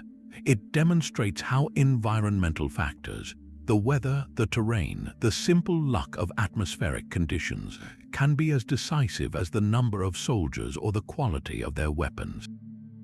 The fog acted as a force multiplier for chaos, amplifying fear and uncertainty to a catastrophic degree. This single incident of misidentification, lasting perhaps only a few minutes, altered the course of English history, leading directly to the death of the Earl of Warwick and the firm re-establishment of Edward IV on the throne. It reminds us that history is not always shaped by grand strategies and heroic charges, but by moments of profound confusion where the line between accident and intention, between reality and imagination, becomes as blurred as the world seen through a thick morning mist. The ghosts of Barnet, whether born of superstition or sin, decided a kingdom's fate. And so we come to a final mystery that feels less like a shadow and more like a brilliant beam of sunlight, illuminating the surprising connections of the medieval world in the most unexpected of forms. Our 30th and final forgotten enigma is not a lost city or a cursed relic, but a living, breathing creature, an elephant named Abul Abbas. In the early 9th century, this magnificent Asian elephant became a living symbol of diplomacy, power, and the breathtaking scale of the world known to the Carolingian court of Charlemagne. The story begins with one of the most famous friendships in medieval history, a connection between two of the era's greatest rulers. On one end was Charlemagne, the newly crowned emperor of the Romans in the West, whose power stretched across much of Western Europe. On the other was Harun al-Rashid, the legendary caliph of Baghdad, whose Abbasid caliphate was the dazzling center of the Islamic world, a realm of unimaginable wealth, learning, and sophistication. Around the year 802, as a gesture of goodwill and political alliance, Harun al-Rashid sent Charlemagne an astonishing gift. It was not gold or jewels, but something far more rare and wondrous in Europe, a massive, intelligent, and utterly captivating Asian elephant. The journey itself was an epic feat. Abul Abbas, likely acquired from India or Sri Lanka, was marched across the Middle East, then sailed across the Mediterranean Sea. He was landed in Italy and then carefully walked north over the Alps, a journey that would have taken years, a moving spectacle that announced the arrival of the exotic East into the heart of the Frankish kingdom. When Abul Abbas finally reached Charlemagne's capital at Aachen, he was not merely a curiosity, he was a sensation. For most Europeans, an elephant was a creature of myth, something described in bestiaries alongside griffins and unicorns. To see one in the flesh was to have the boundaries of their world dramatically expanded. The elephant became the star of Charlemagne's court, a living testament to the emperor's far-reaching influence. Chroniclers recorded the awe he inspired. His size, his trunk, his immense tusks, and his docile intelligence made him a wonder. He was a permanent feature at imperial ceremonies, a symbol of Charlemagne's power to command respect from the greatest rulers on earth. Abul Abbas was more than a pet. He was a piece of living diplomacy, a walking, breathing argument for the global stature of the Carolingian Empire. For nearly a decade, Abul Abbas lived as a celebrated resident of the imperial court, likely housed in special stables and cared for by handlers who had traveled with him. Then, in the year 810, the Frankish chronicles record a simple, sad fact: the elephant was dead. The most straightforward account suggests he succumbed to a sudden illness. But here is where our mystery takes root. Another, more obscure source introduces a tantalizing alternative. It hints that the great elephant may not have died peacefully in his stable, but had instead accompanied Charlemagne's army on a campaign north to confront the Danish king Godfred. The chronicle is vague, but it suggests that during this military expedition, Abul Abbas perished. This raises a host of fascinating questions. Why would Charlemagne risk his prized tropical elephant on a dangerous march into the cold, damp climate of northern Europe? Was it a tactical decision meant to terrify the enemy with a beast they could scarcely imagine? Or was it a symbolic act, a display of imperial might so absolute that it could bring the wonders of Baghdad to the misty shores of the Baltic? The idea of an elephant on a campaign in early medieval Saxony or Denmark is a startling image. One can only imagine the logistical nightmare of feeding and transporting such a massive animal far from its comfortable quarters. The climate alone would have been a severe trial for a creature adapted to the heat of Asia. If the story is true, it speaks to a level of ambition and spectacle that challenges our image of the so-called Dark Ages. It suggests that Charlemagne understood the psychological power of the exotic, using Abul Abbas as the ultimate piece of psychological warfare. The mystery of his final journey, therefore, is not just about the death of an animal, but about the strategic mind of an emperor who saw the world in truly global terms. The enduring significance of Abul Abbas lies in what his brief life represents. His presence in Aachen shatters the old-fashioned notion of a cloistered, isolated Europe after the fall of Rome. Here was a direct, tangible link between the court of a Christian emperor and the palace of an Islamic caliph, a connection spanning continents, cultures, and religions. The elephant was a symbol of a world that was far more interconnected than we often realize, where trade routes and diplomatic channels stretched for thousands of miles. The mystery of his final days reminds us that even the most well-documented lives from the medieval period can hold secrets. Was he a venerable old animal who died of natural causes, a beloved fixture of the court? Or was he a soldier until the end, a participant in the rough political realities of empire? The story of Abul Abbas is a perfect, poignant note on which to conclude our journey. It shows us that the medieval world was not just a place of dark mysteries and forgotten tragedies, but also one of brilliant light, astonishing connections, and wonders that walked on four legs, reminding us that history is always more surprising and more wonderful than we could ever imagine. And so, our journey through these 30 forgotten corridors of the medieval world draws to a close. We have ventured from the hidden vaults beneath the Kremlin to the sun-baked hills of Rennes-le-Château, from the silent, empty longhouses of Greenland to the frantic, dancing streets of Strasbourg.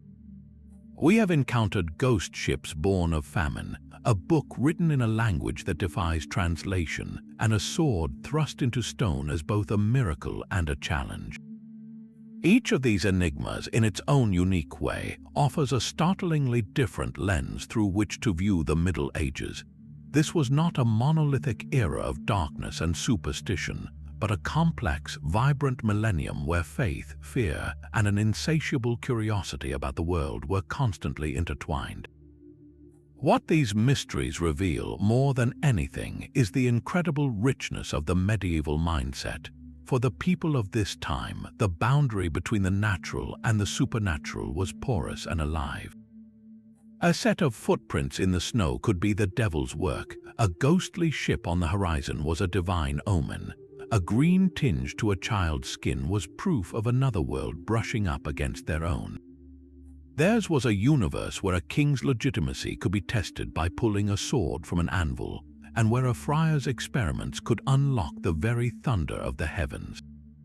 These stories show us that medieval people were not passive inhabitants of a static world. They were active interpreters of a reality they believed was filled with signs, wonders, and hidden meanings waiting to be decoded. Ultimately, the enduring power of these forgotten tales reminds us that history is not merely a collection of settled facts and dated events. It is also, and perhaps more importantly, the study of the gaps, the silent disappearances, the unbreakable codes, the legends that refuse to die. It is in these shadows that our imagination takes root, forcing us to ask questions that may never have definitive answers. The true value of exploring these mysteries is not about proving one theory right or another wrong. It's about engaging with the past as a living, breathing puzzle. It challenges our assumptions, humbles our modern certainty, and connects us to the fundamental human emotions of wonder and curiosity that transcend the centuries. The past is not a closed book, it is an ongoing conversation, and we want to hear your voice in it. Which of these 30 mysteries captured your imagination the most? Was it the tragic fate of the princes in the tower with its web of royal betrayal, the baffling, beautiful pages of the Voynich manuscript, or perhaps the haunting story of the Winchester geese, whose lives were so recently reclaimed from the earth? Share your favorite and your own theories about what really happened in the comments below. Let's continue the detective work together. And if you enjoyed this journey into the shadows, be sure to subscribe and ring the bell, because there are countless more forgotten stories waiting to be uncovered.